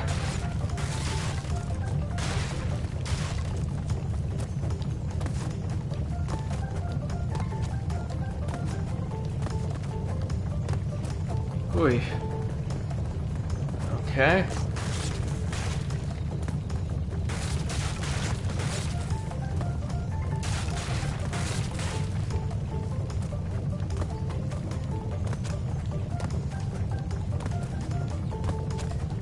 Don't know why they're using the collapsing platforms here, but oh, really? A gym platform here? Okay. MC2M says Echo Jr. was edutainment. Oh dear. Like Rayman Jr., that famously well-received title. Echo the Dolphin Defender of the Future, a decent spin-off. My parents bought me the second game because it had a dolphin on the box. They made the best mistake. Yeah, no, I've heard great things about the first two, at least.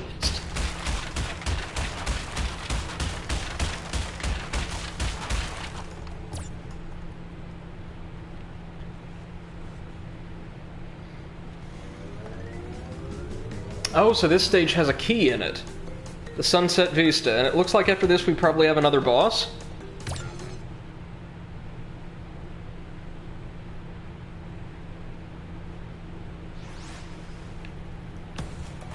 Okay.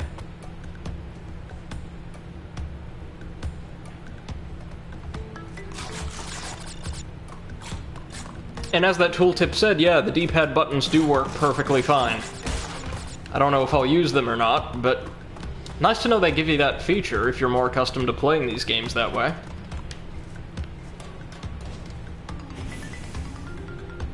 I think maybe the original Crash you could only play with the D-pad. I don't know about any of the others. Okay, so this does not just slide down to create a nice and neat little staircase for us. I was afraid of that. Now let's focus on finding that key, y'all. There's only 2 of them in the game, so I'm certain they have relevance to something important.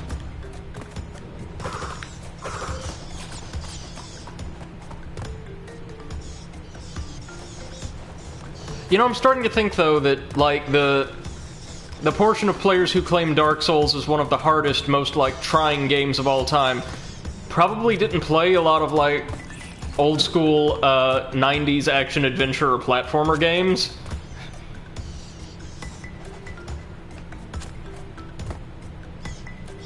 Because, I mean, Dark Souls at least gives you a wide range of options to consider. A lot of these games say, no, you have one suit of tools. You either use them very, very well and demonstrate mastery, or you're not going any further.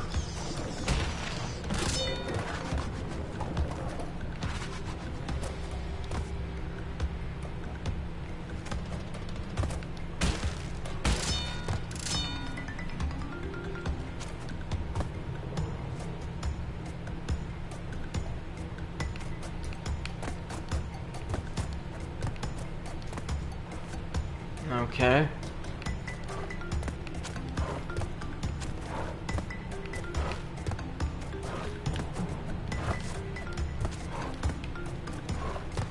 What is in here? There we go. We got, I guess, just a free-floating Uka Uka. Or Aku Aku, sorry. Uka Uka is the evil indigenous spirit who acts as a villain in the second and third games, I want to say.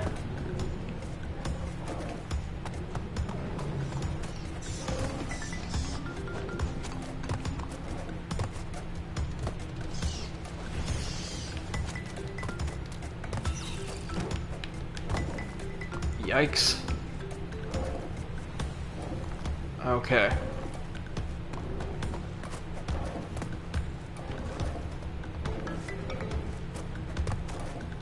Oh! Oh, man. Was not expecting that, but probably should have. Given that these, like, ruined city stages seem to be absolutely sadistic in their design. They all have 1,000,000 boxes, too.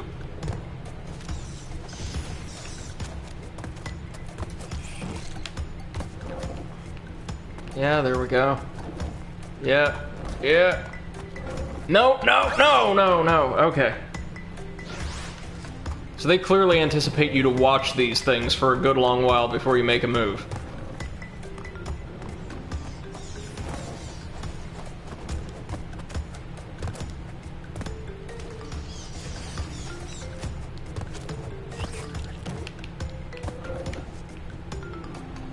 Yep, there we go. Now that one. Okay, there we go.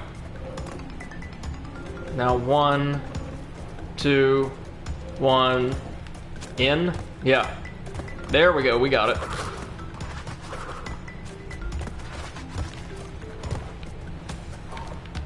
Ooh. Man, they were not playing around.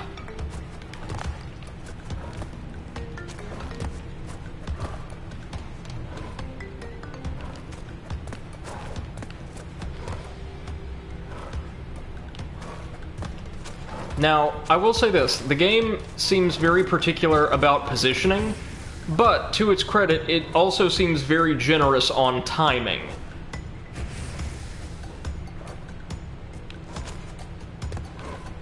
Oh, no, no, no, no! Christ. No.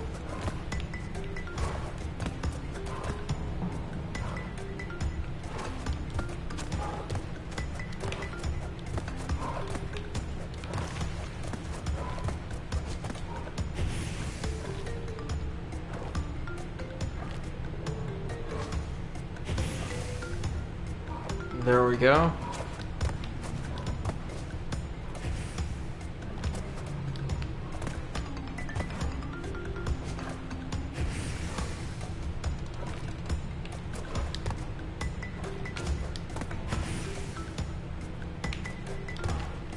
There we go.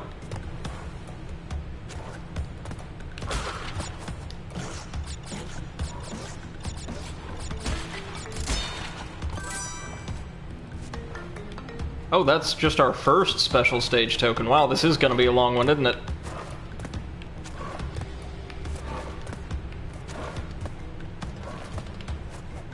Okay.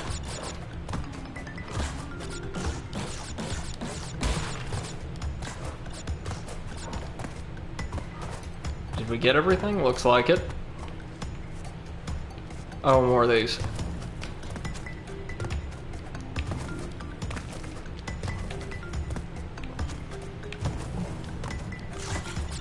Checkpoint, thank you. Ooh.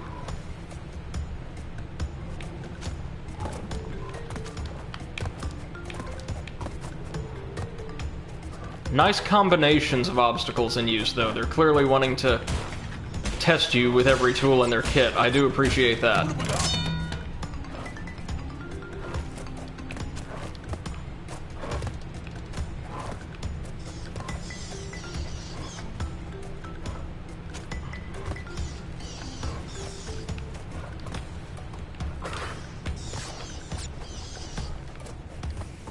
Oh, we can't even access that area. Alright.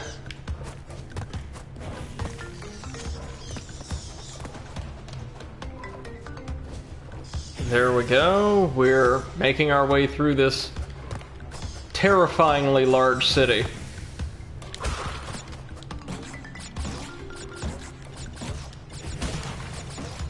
God, there's a lot of boxes here.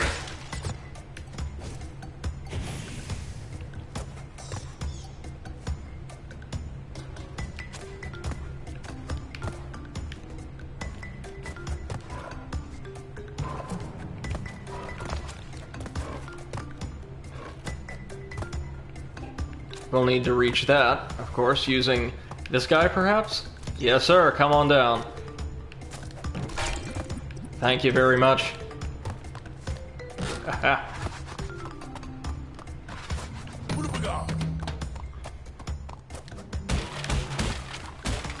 Oh, a Cortex token. So, yet another type of special stage?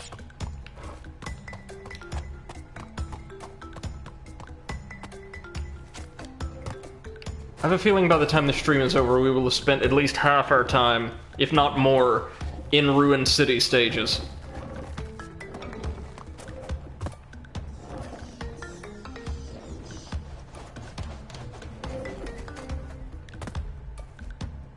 Maybe we get the key from Cortex? I don't know.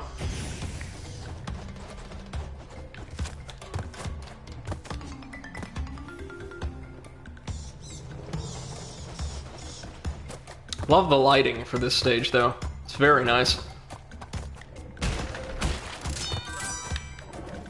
No, no, hey! Just barely. Okay. Let's never do that again, thanks. No! No! Damn it! Really now?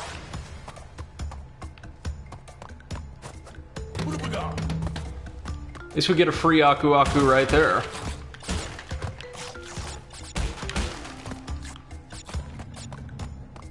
MC2M says, yep, pits are real. They are. And locking you into an animation when you receive your invincibility power-up is, not great. MC2M says, this is why I never got into the game. Yeah, it seems like, as you said, exceedingly well designed, but also, like, punishingly difficult. And not in the sense of you need to execute maneuvers in a very, very dexterous manner to progress, just, we're going to throw everything in our toolkit at you all at once. And, well, bad on you if you don't get them all. We do retain our special stage markers, though, that's good.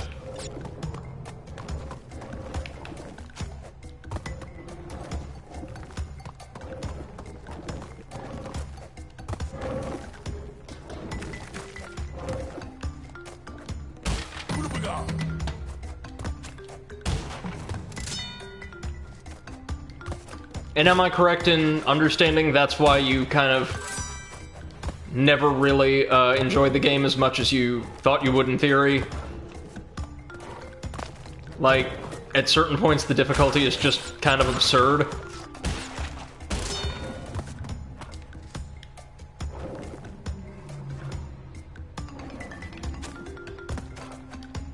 Like that.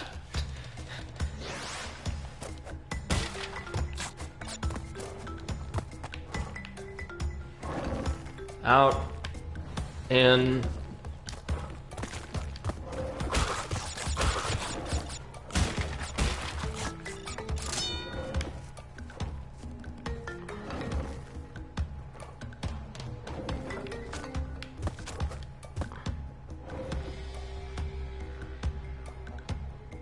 MC2M says, I never really thought I would really enjoy the game, not a big platformer fan. Okay. Who knows, by the end of our experience with this trilogy, I may end up right there with you on that. I don't think so. This seems like a perfectly enjoyable little series, but yeah, I can definitely see how this ain't for everybody. I can tell you right now, I'm not 100%ing it with all the time trials and such. That would be downright masochistic. But we've unlocked the Cortex stage. Let's see what these are all about. Probably just harder still, I'm guessing. Oh, yeah. Harder still, of course. But fortunately, it drops us off right back outside. I know what to do there now.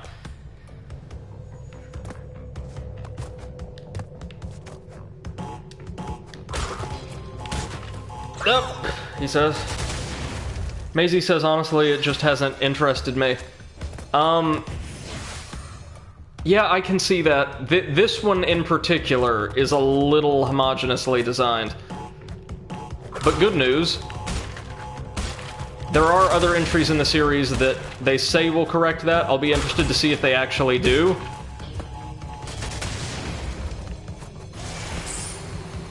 Yes, he gave us the key. Good to go.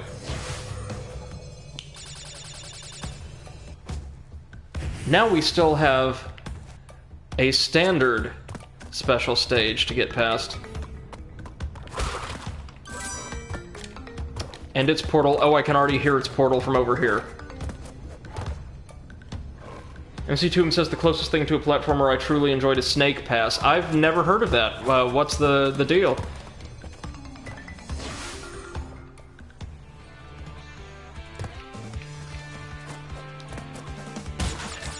Well, I mean, honestly though, Spyro and Ratchet and Clank are, like, really thoroughly expanded platformers, but platformers nonetheless.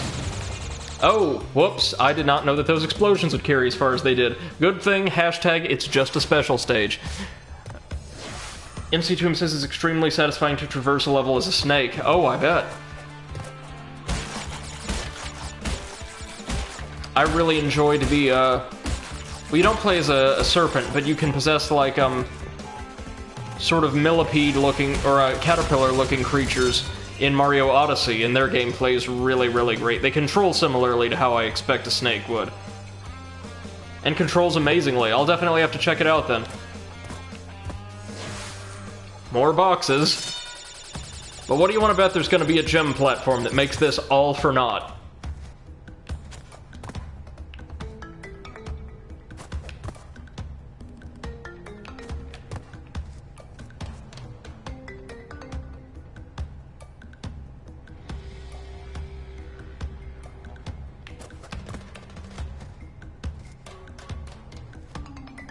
Just have to be very patient here. There we go. Jeez, you think there's enough verticality here?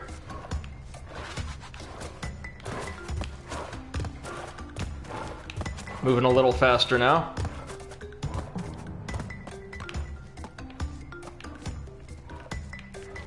Nothing over there, I don't think, is there?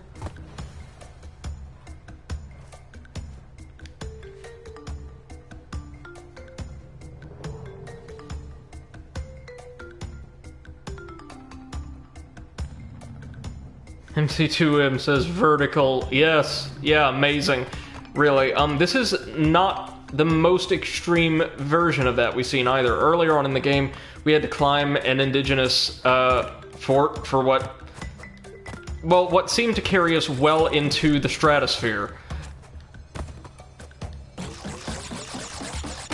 No, it couldn't possibly, could it?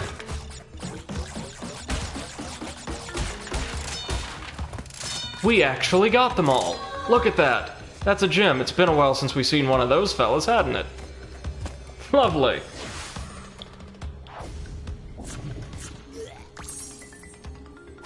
When he's not ripping them out of his butt, he's vomiting them. Yes.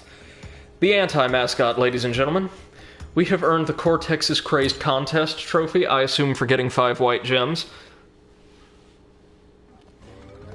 Oh, time for our next boss, Koala Kong. This promises to be entertaining. I have liked the boss fights overall. The first one was very simple, but they've kind of got this pure charm to them. Oh, check this dude out. I'm certain he got all that muscle perfectly naturally. No outside substances involved whatsoever. Oh, what? Wow. Was not expecting the speed on that.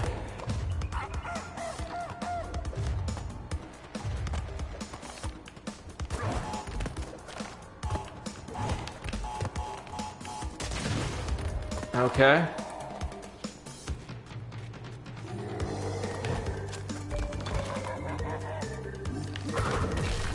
Oh, there it is. Okay, nice and easy.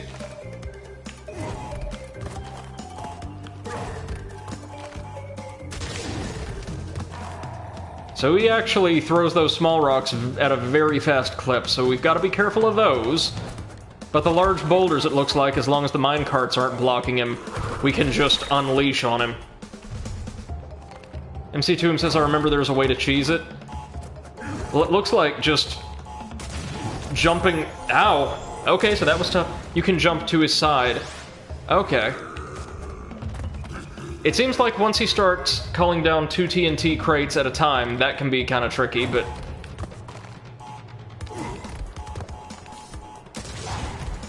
You can dodge the jumps, or sorry, the rocks by jumping straight upwards, though, so that's good to know. I'm glad this boss is a little bit challenging, though.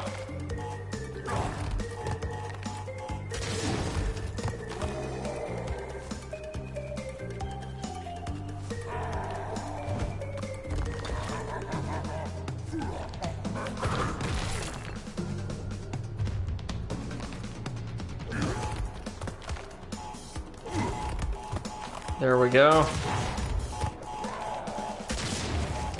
Whoa.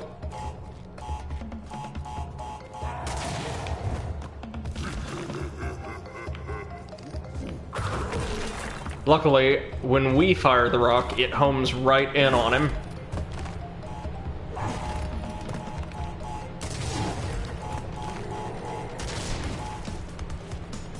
We just might have this.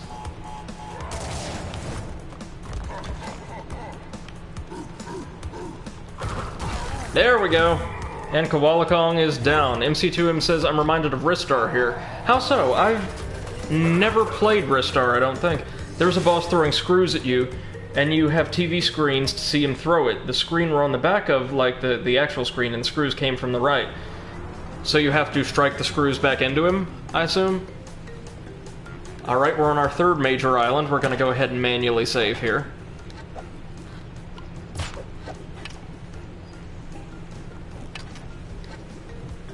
Heavy machinery. Looks like we're going to be getting into a brand new biome here.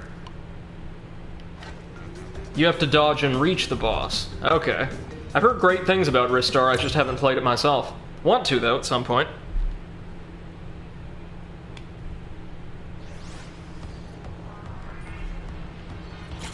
How many boxes we got here? Yikes, 86.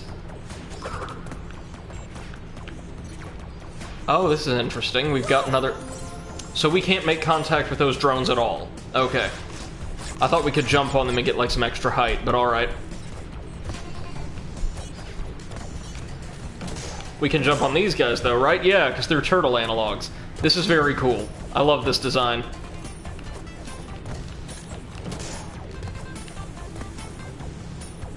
MC2M says my current Twitch and Discord icon is Ristar. Yeah, I noticed that. It's a very well-regarded platformer, I know that much.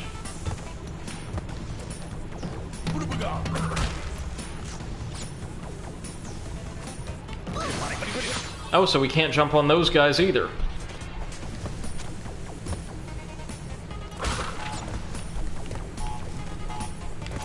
Can't jump on anything around here.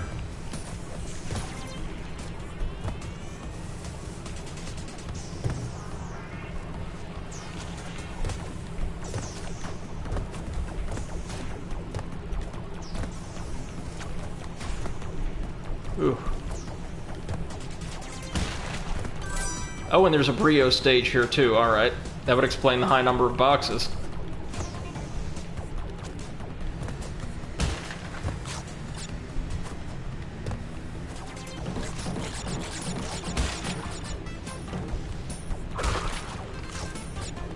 Game has a great soundtrack, I gotta give it that.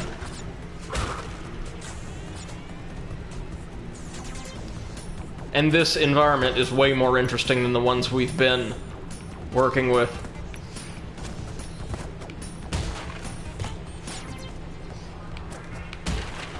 Ah! Yikes. So we're gonna have to move under that one, I bet.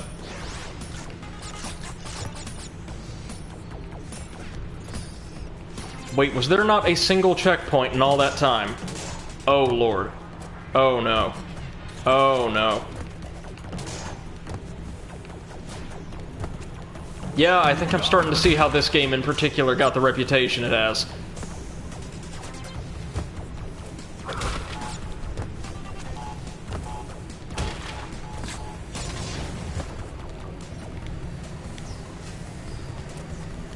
There we go.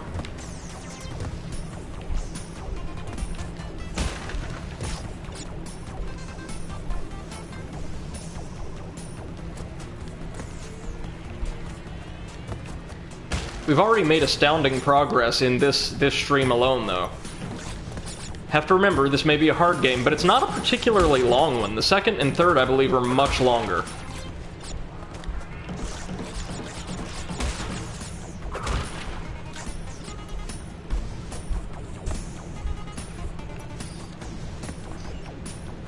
Yeah, we're gonna have to move under these guys.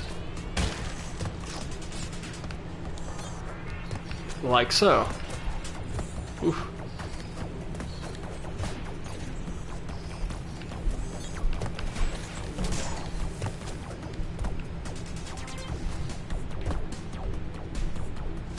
Okay, I'm going down.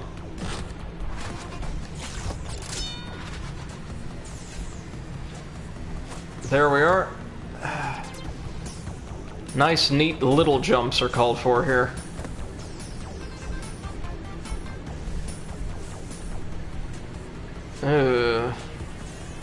Oh, this is nasty. Hey, we did it, though.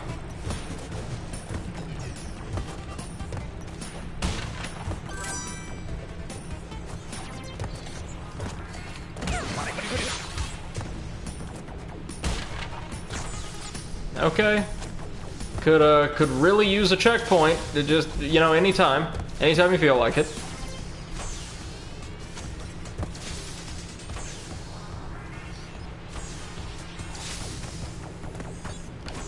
Ooh.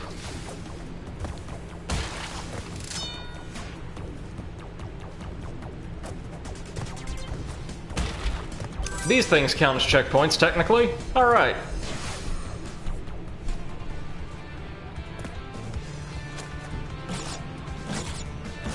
Four, 5, 1, 2, 1, 2, 3, 4, 5. This one looks like it'll just be a nice, long box jump.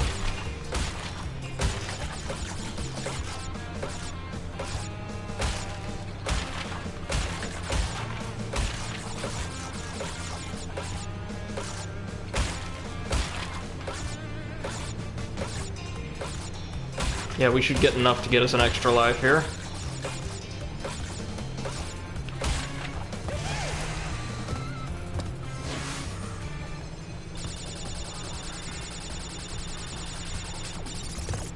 There we go.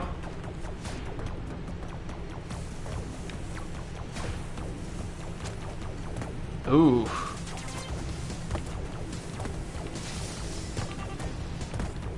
Going down again, I take it? Yep. So we're working our way to the bottom of this giant foundry. Well, actually, I don't know what to describe this place as. I don't exactly see what function it could serve. A refinery, maybe? There's all kinds of sludge falling down from above.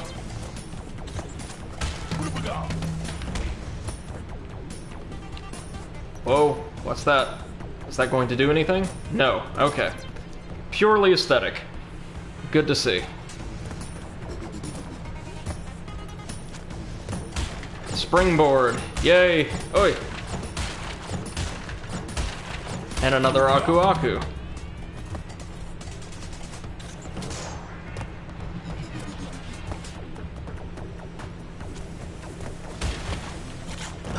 Oof. Ouch.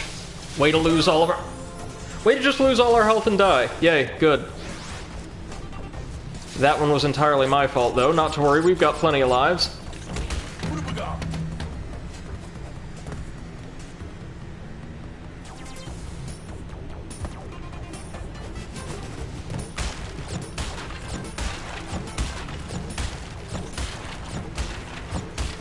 Nice and easy, there we are.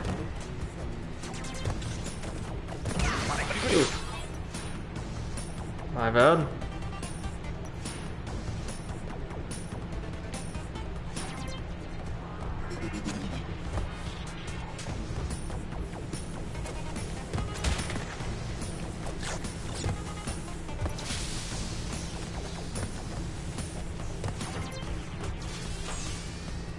Good stuff.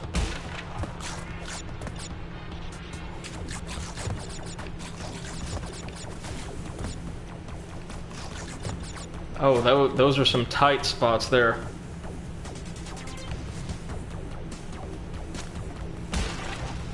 Huh? We missed one? That's new. Or maybe we're going to have to come back later, somehow? I wouldn't put it past this game.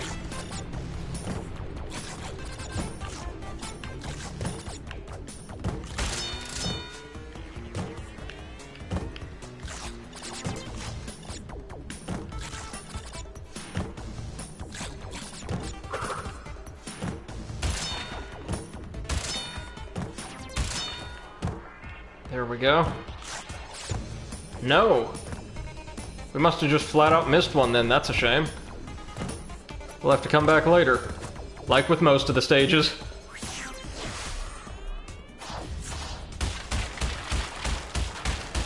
Yeah, we missed a ton of boxes. We know, we know.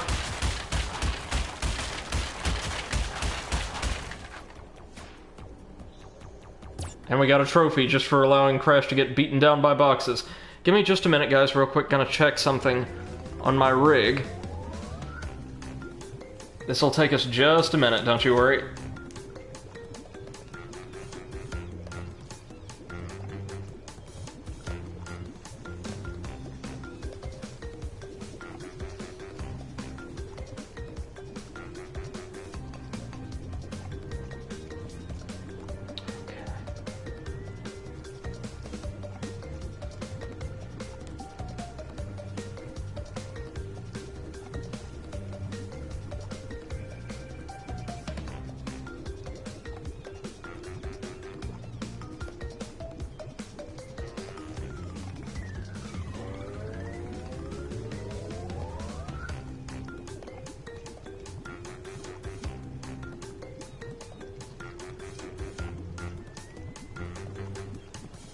Just a moment now.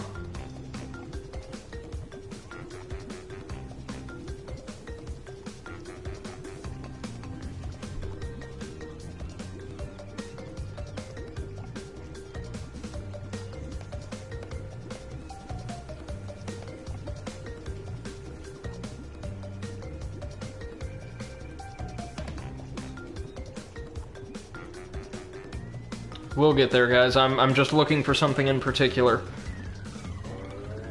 Sorry about this. This will take the place of our standard break, I believe.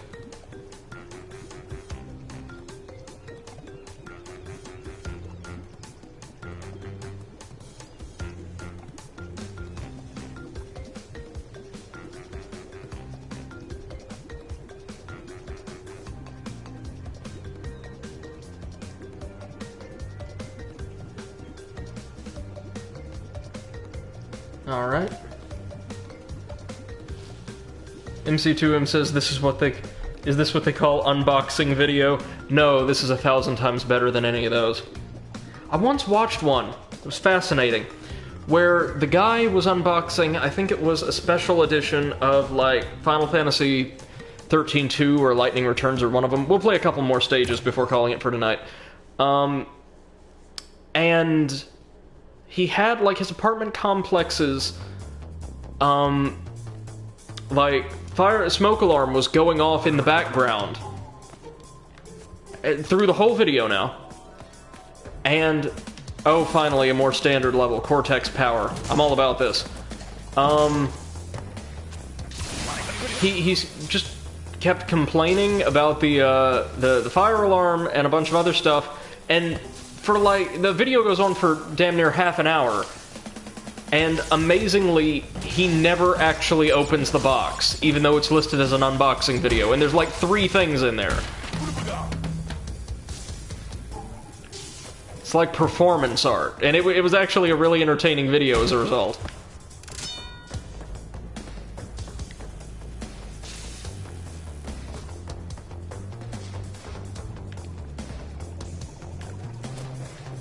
We're going to want to explore both paths, of course.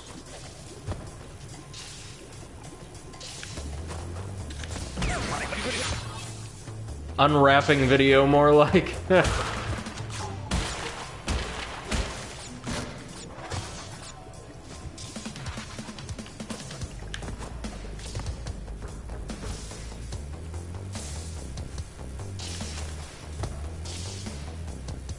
Okay. Wait, there's another branching path here? Then we definitely missed something back there.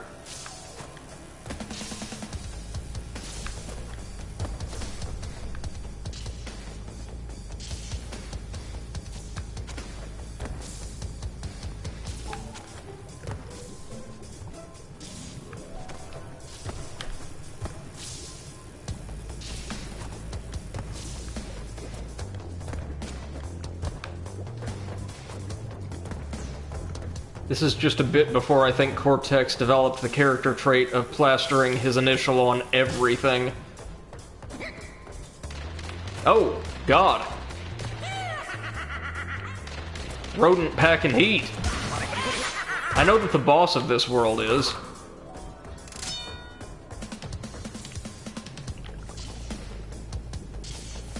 But I didn't expect the whole power plant to be run by some kind of rat mob. That's brilliant. I love their design.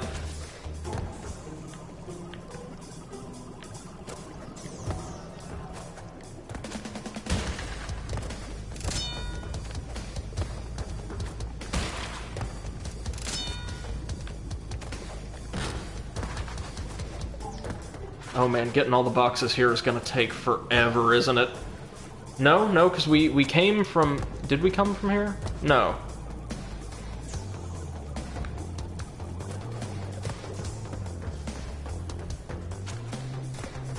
Yeah, we did, actually.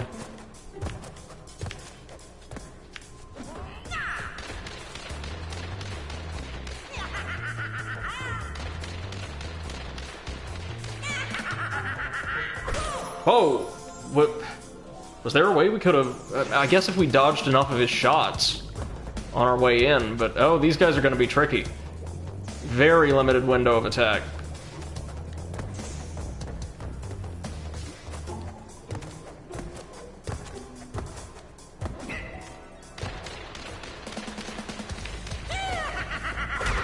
There we go.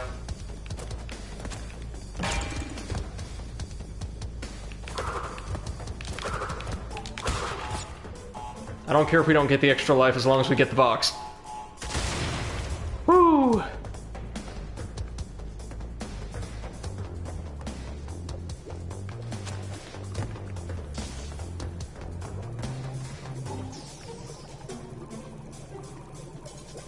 Okay. There we go. It is really exhilarating to pull off these, like, picture-perfect jumps, though, I will say.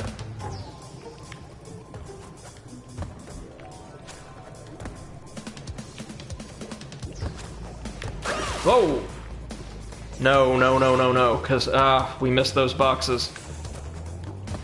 Should have waited until we saw everything to trigger the checkpoint.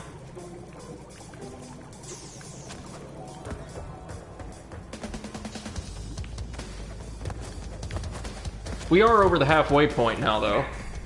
Well over, I think. Because I think we've got the leader of the rat mob, Brio, and then Cortex, and that's it for the first game. Oh, MC2M says we still have a rightmost part? I thought this was, but okay.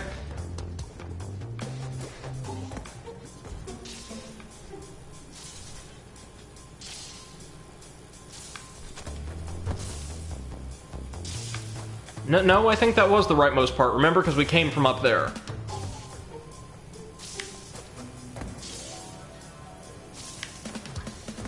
Leftmost. Yeah. Okay. We'll take a look.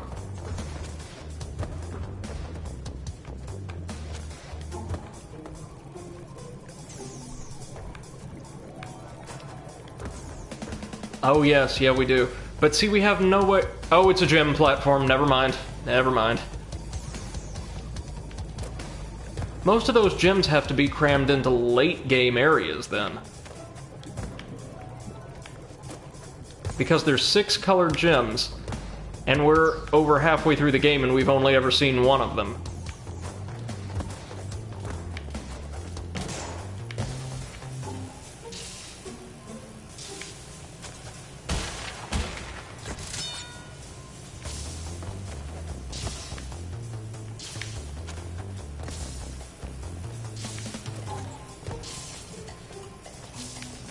This, like, practically top-down perspective actually helps a ton when it comes to gauging your jumps.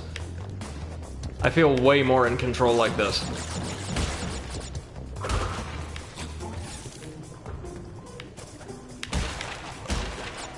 Doesn't matter if we get them all right now, because there's a gym platform. But we still want to practice as best we can.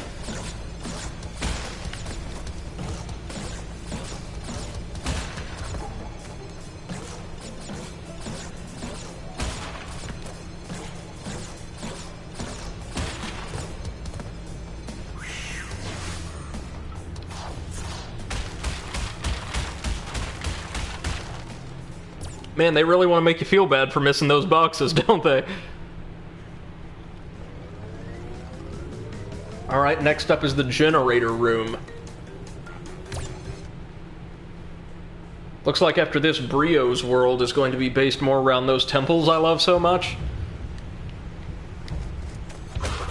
Yo, Cortex, you might want to work on your signal a little. We got no audio and the video's real fuzzy, man.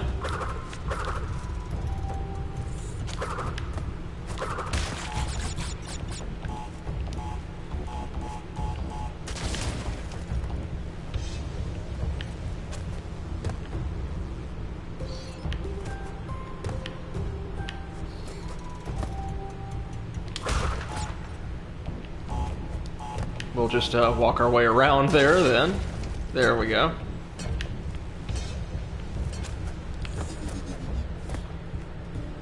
Oof. Alright. We'll just wait for it to come back. It should, I think, yeah. Bonus stage.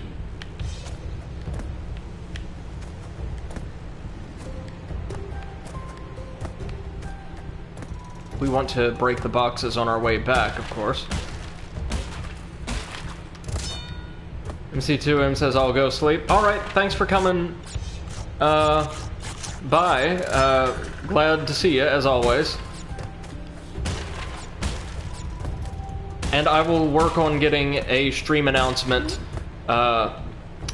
integration thing going between Twitch and Discord.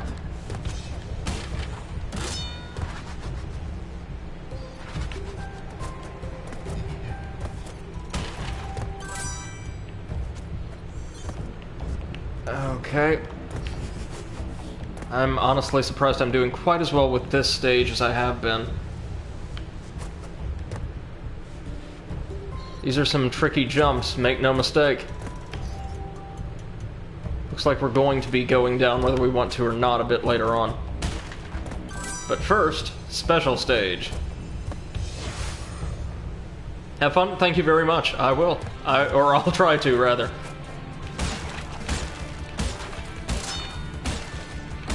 Oh, that's short and sweet. Just a couple extra lives. No muss, no fuss. Alright.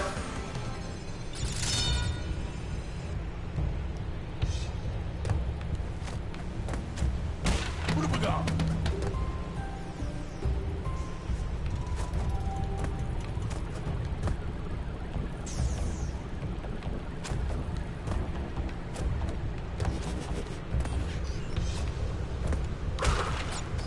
So at what point are we gonna be heading down, I wonder? Maybe we move toward the camera? Yeah, so in and then work our way back down. Yeah. Appears to be the case.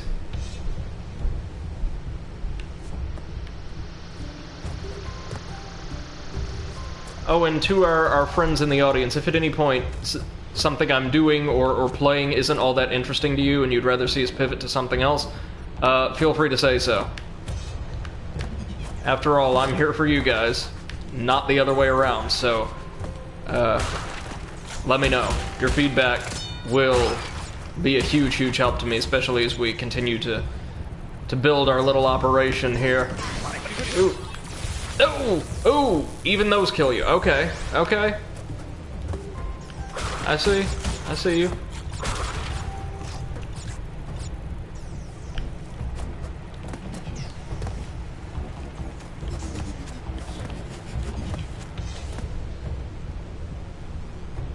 Here we go.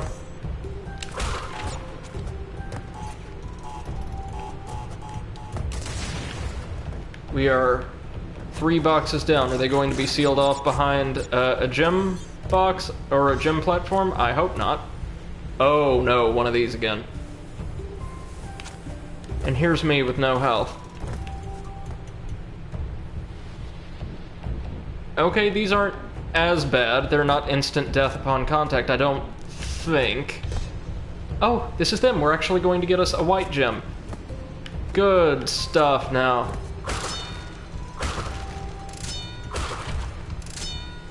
Danger, safety first. CEO Pinstrapelli Potarodi. Yeah, that's the boss, Pinstripe Potaroo. He shows up a bit later on. Well, hey, what? Did we already get the gem, or? We got all the boxes, so, Macy says, you make everything amazingly interesting 24/7, and I do see some places you can improve, but it's smaller stuff like a profile picture and a slightly expanded bio. Well, I'll get right on both. Thank you very much. And, well, thanks for the praise as well. I really appreciate it. Feel free to let me know if at any point there's other changes you would like to see, and I'll do my best to accommodate. Well, let's hope we got the gem, hey? Because if we didn't, after getting all those boxes, I am going to go insane. Oh! Oh, but we died. Lovely, lovely, lovely. Okay, so that means that is a special gem stage, isn't it? Yes, it is the yellow gem stage. Well, we are going to keep trying. As I'm looking at my stream timer, we've probably got enough time to aim for a perfect run in this stage, and then make it through the next in time to fight the boss just before we sign off.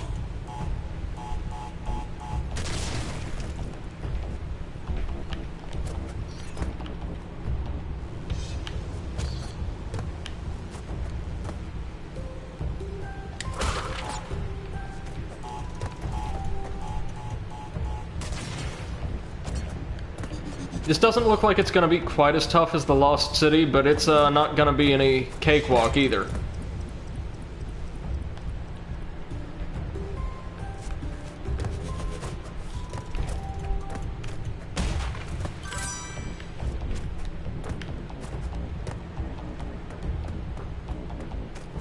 Alright. Wumpa fruit, all of it, yes please.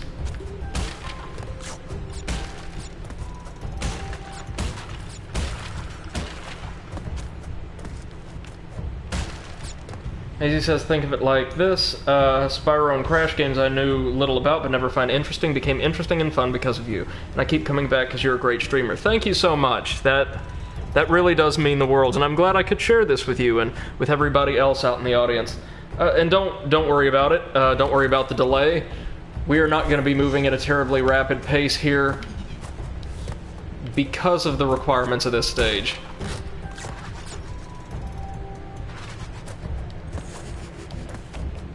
See, our saving grace in the Lost City was that we're allowed deaths in special stages, but the special stage here is extremely straightforward, whereas the actual platforming is not.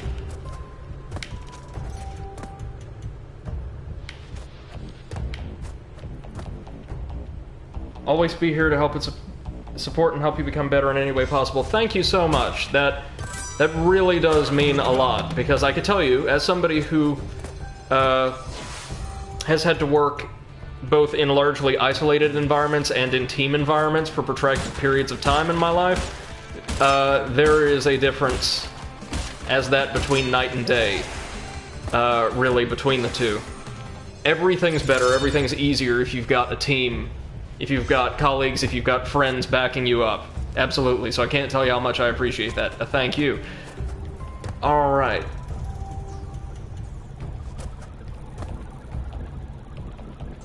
Now, it's these little flying security drones. Well, they're all flying in this stage.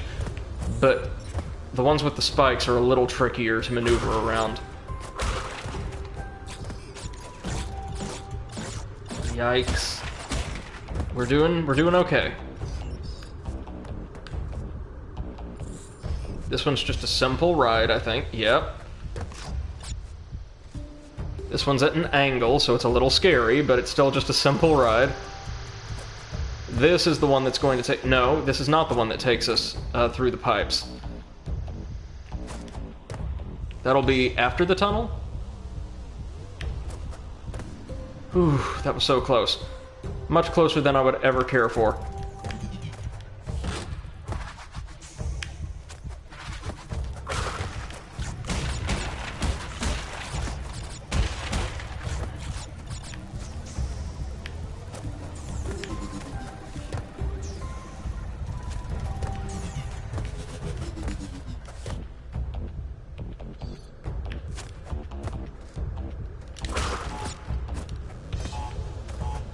Okay, we're doing good so far.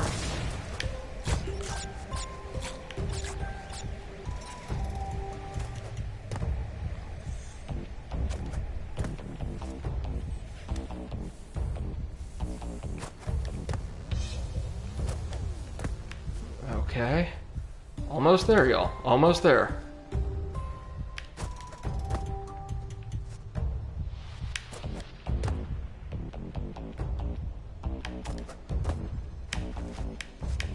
Yes. Yes. There it is. Our big colored gem. Lovely, lovely. And he just shoved that one into his head. Great. You're the worst, Crash. You're the absolute worst, but I can't help but love you.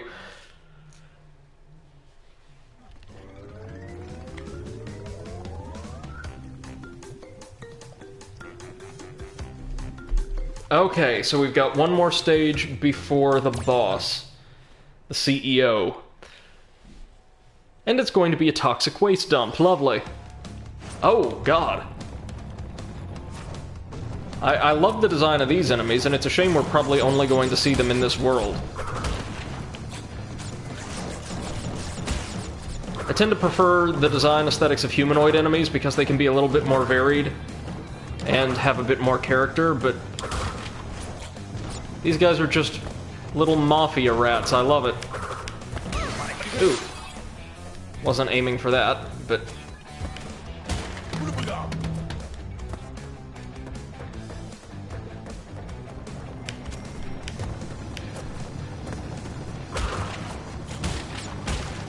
So one of our friends is rolling those around, no doubt. These guys kind of remind me of Sly Cooper enemies in terms of visual design.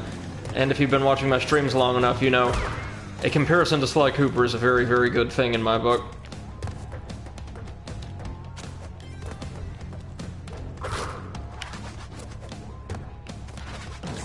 I'm liking this game overall. Some bits are a little excessively tricky for where they're located in the game, but I have to say it's got great solid level design and has everything you'd expect in an early 3D platformer, which it definitely was. One of the earlier big budget additions to the genre, I think. Basically, it's just taken the simple design ethos of like a Mario Brothers or something, a standard, very well-designed 2D platformer, and expanded that to work in a three-dimensional space. There's not been a serious expansion of mechanics or anything like that, but there doesn't necessarily really need to be. Oh. Nope, nope, you're not firing another one of those off. So they're mixing it up now with different types of barrels. There's been some diversity of mechanics across the stages. I like seeing that, of course.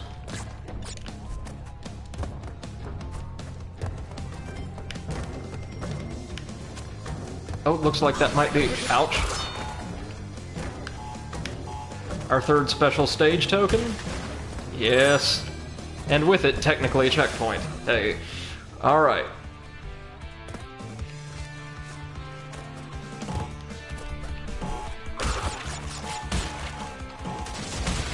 No! No, okay. Those are... Gotta remember, TNT in those side-scrolling stages technically has a radius of 2 blocks. Yeah, also would be good to not just vault over crates. That'd be smart, I think. That'd be a good idea.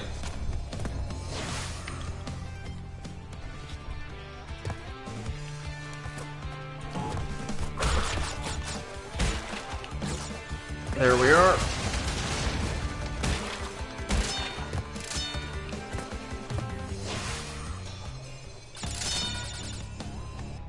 Oh, there's all of our boxes.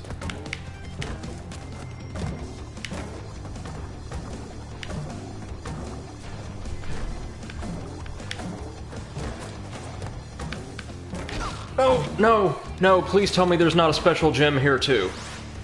I saw that on the loading screen and I just hope against hope. Oh, there is. Why on earth are 2 of them directly adjacent to each other? Like, there's no colored gems at all hardly in the first half of the game, and now there's 2, one after the other? Well, before we take on Pinstripe Potteroo, we're definitely going for what appears to be the blue gem.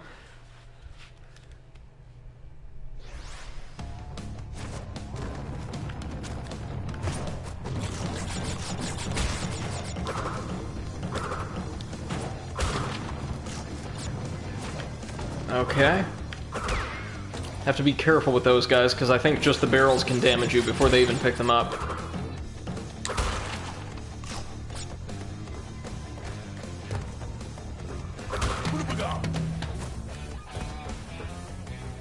I definitely like the change-up for this world. We've got a more industrial aesthetic, which I tend to prefer over a purely natural aesthetic in my games. And seeing as how the first 3 worlds were kinda samey, it's nice to see a change of pace. Well, no, I take that back. The very first world had more indigenous themed stages.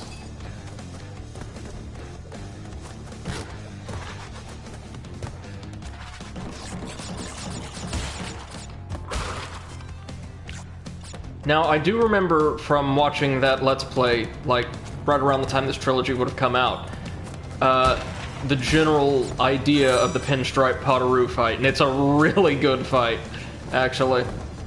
I don't know if it's the best in the game, but it's definitely my favorite, though that may just be silly, simple Brady loving the fight because the boss has slick back hair and wears a pinstripe suit. Two, like essential components of the Brady the Overanalyst style kit. I'm a sucker for some formal wear.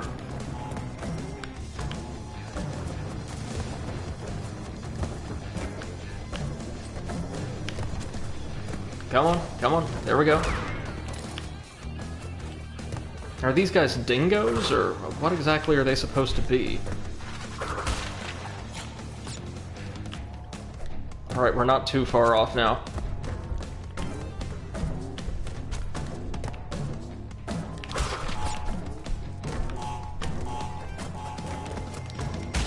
Good, good. Alright.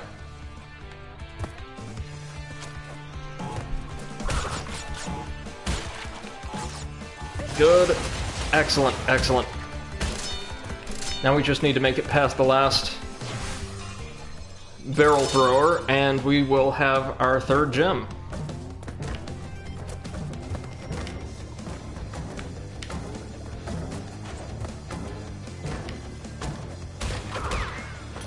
There we go, the blue special gem. Only 3 more to go, meaning they all must be crammed in those last 2 worlds.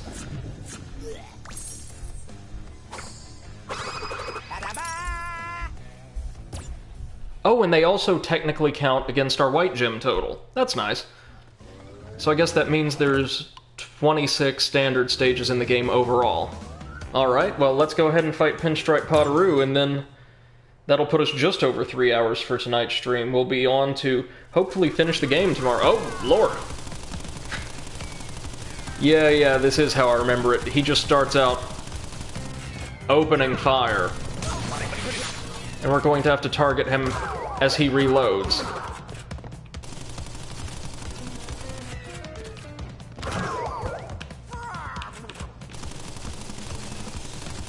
Nice and simple, really, but a fun little fight nonetheless.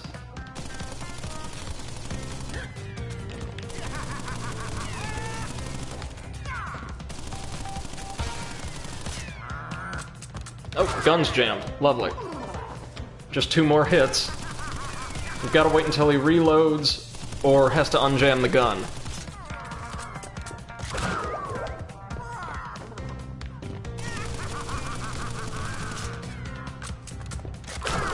Oh, and down he goes.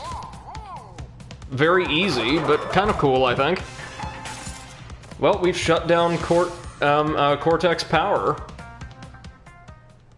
leaving only the doctors as our final enemies. So yes, carrying on, we're going to have to take on Brio in this little temple section, and I think that's his boss fight down on... No, not on the water. His boss fight will be at the very top of the summit. But we'll have to take that on tomorrow night, as, ladies and gentlemen, we have reached the conclusion of today's stream. Thank you all so much for joining, whether you've been active in chat or just present here in the audience, or if you're catching this after the fact on youtube.com as a VOD. I appreciate your patronage so much. Thank you all for sharing yourselves and your time with me this evening. Please feel free to let me know if there's anything you would like to see me take a crack at here on this channel, or if you have any suggestions for improvement in the future. Until tomorrow, have a wonderful night, and please take care of yourselves and each other. Thank you all so much. This is Brady the Overanalyst saying good night.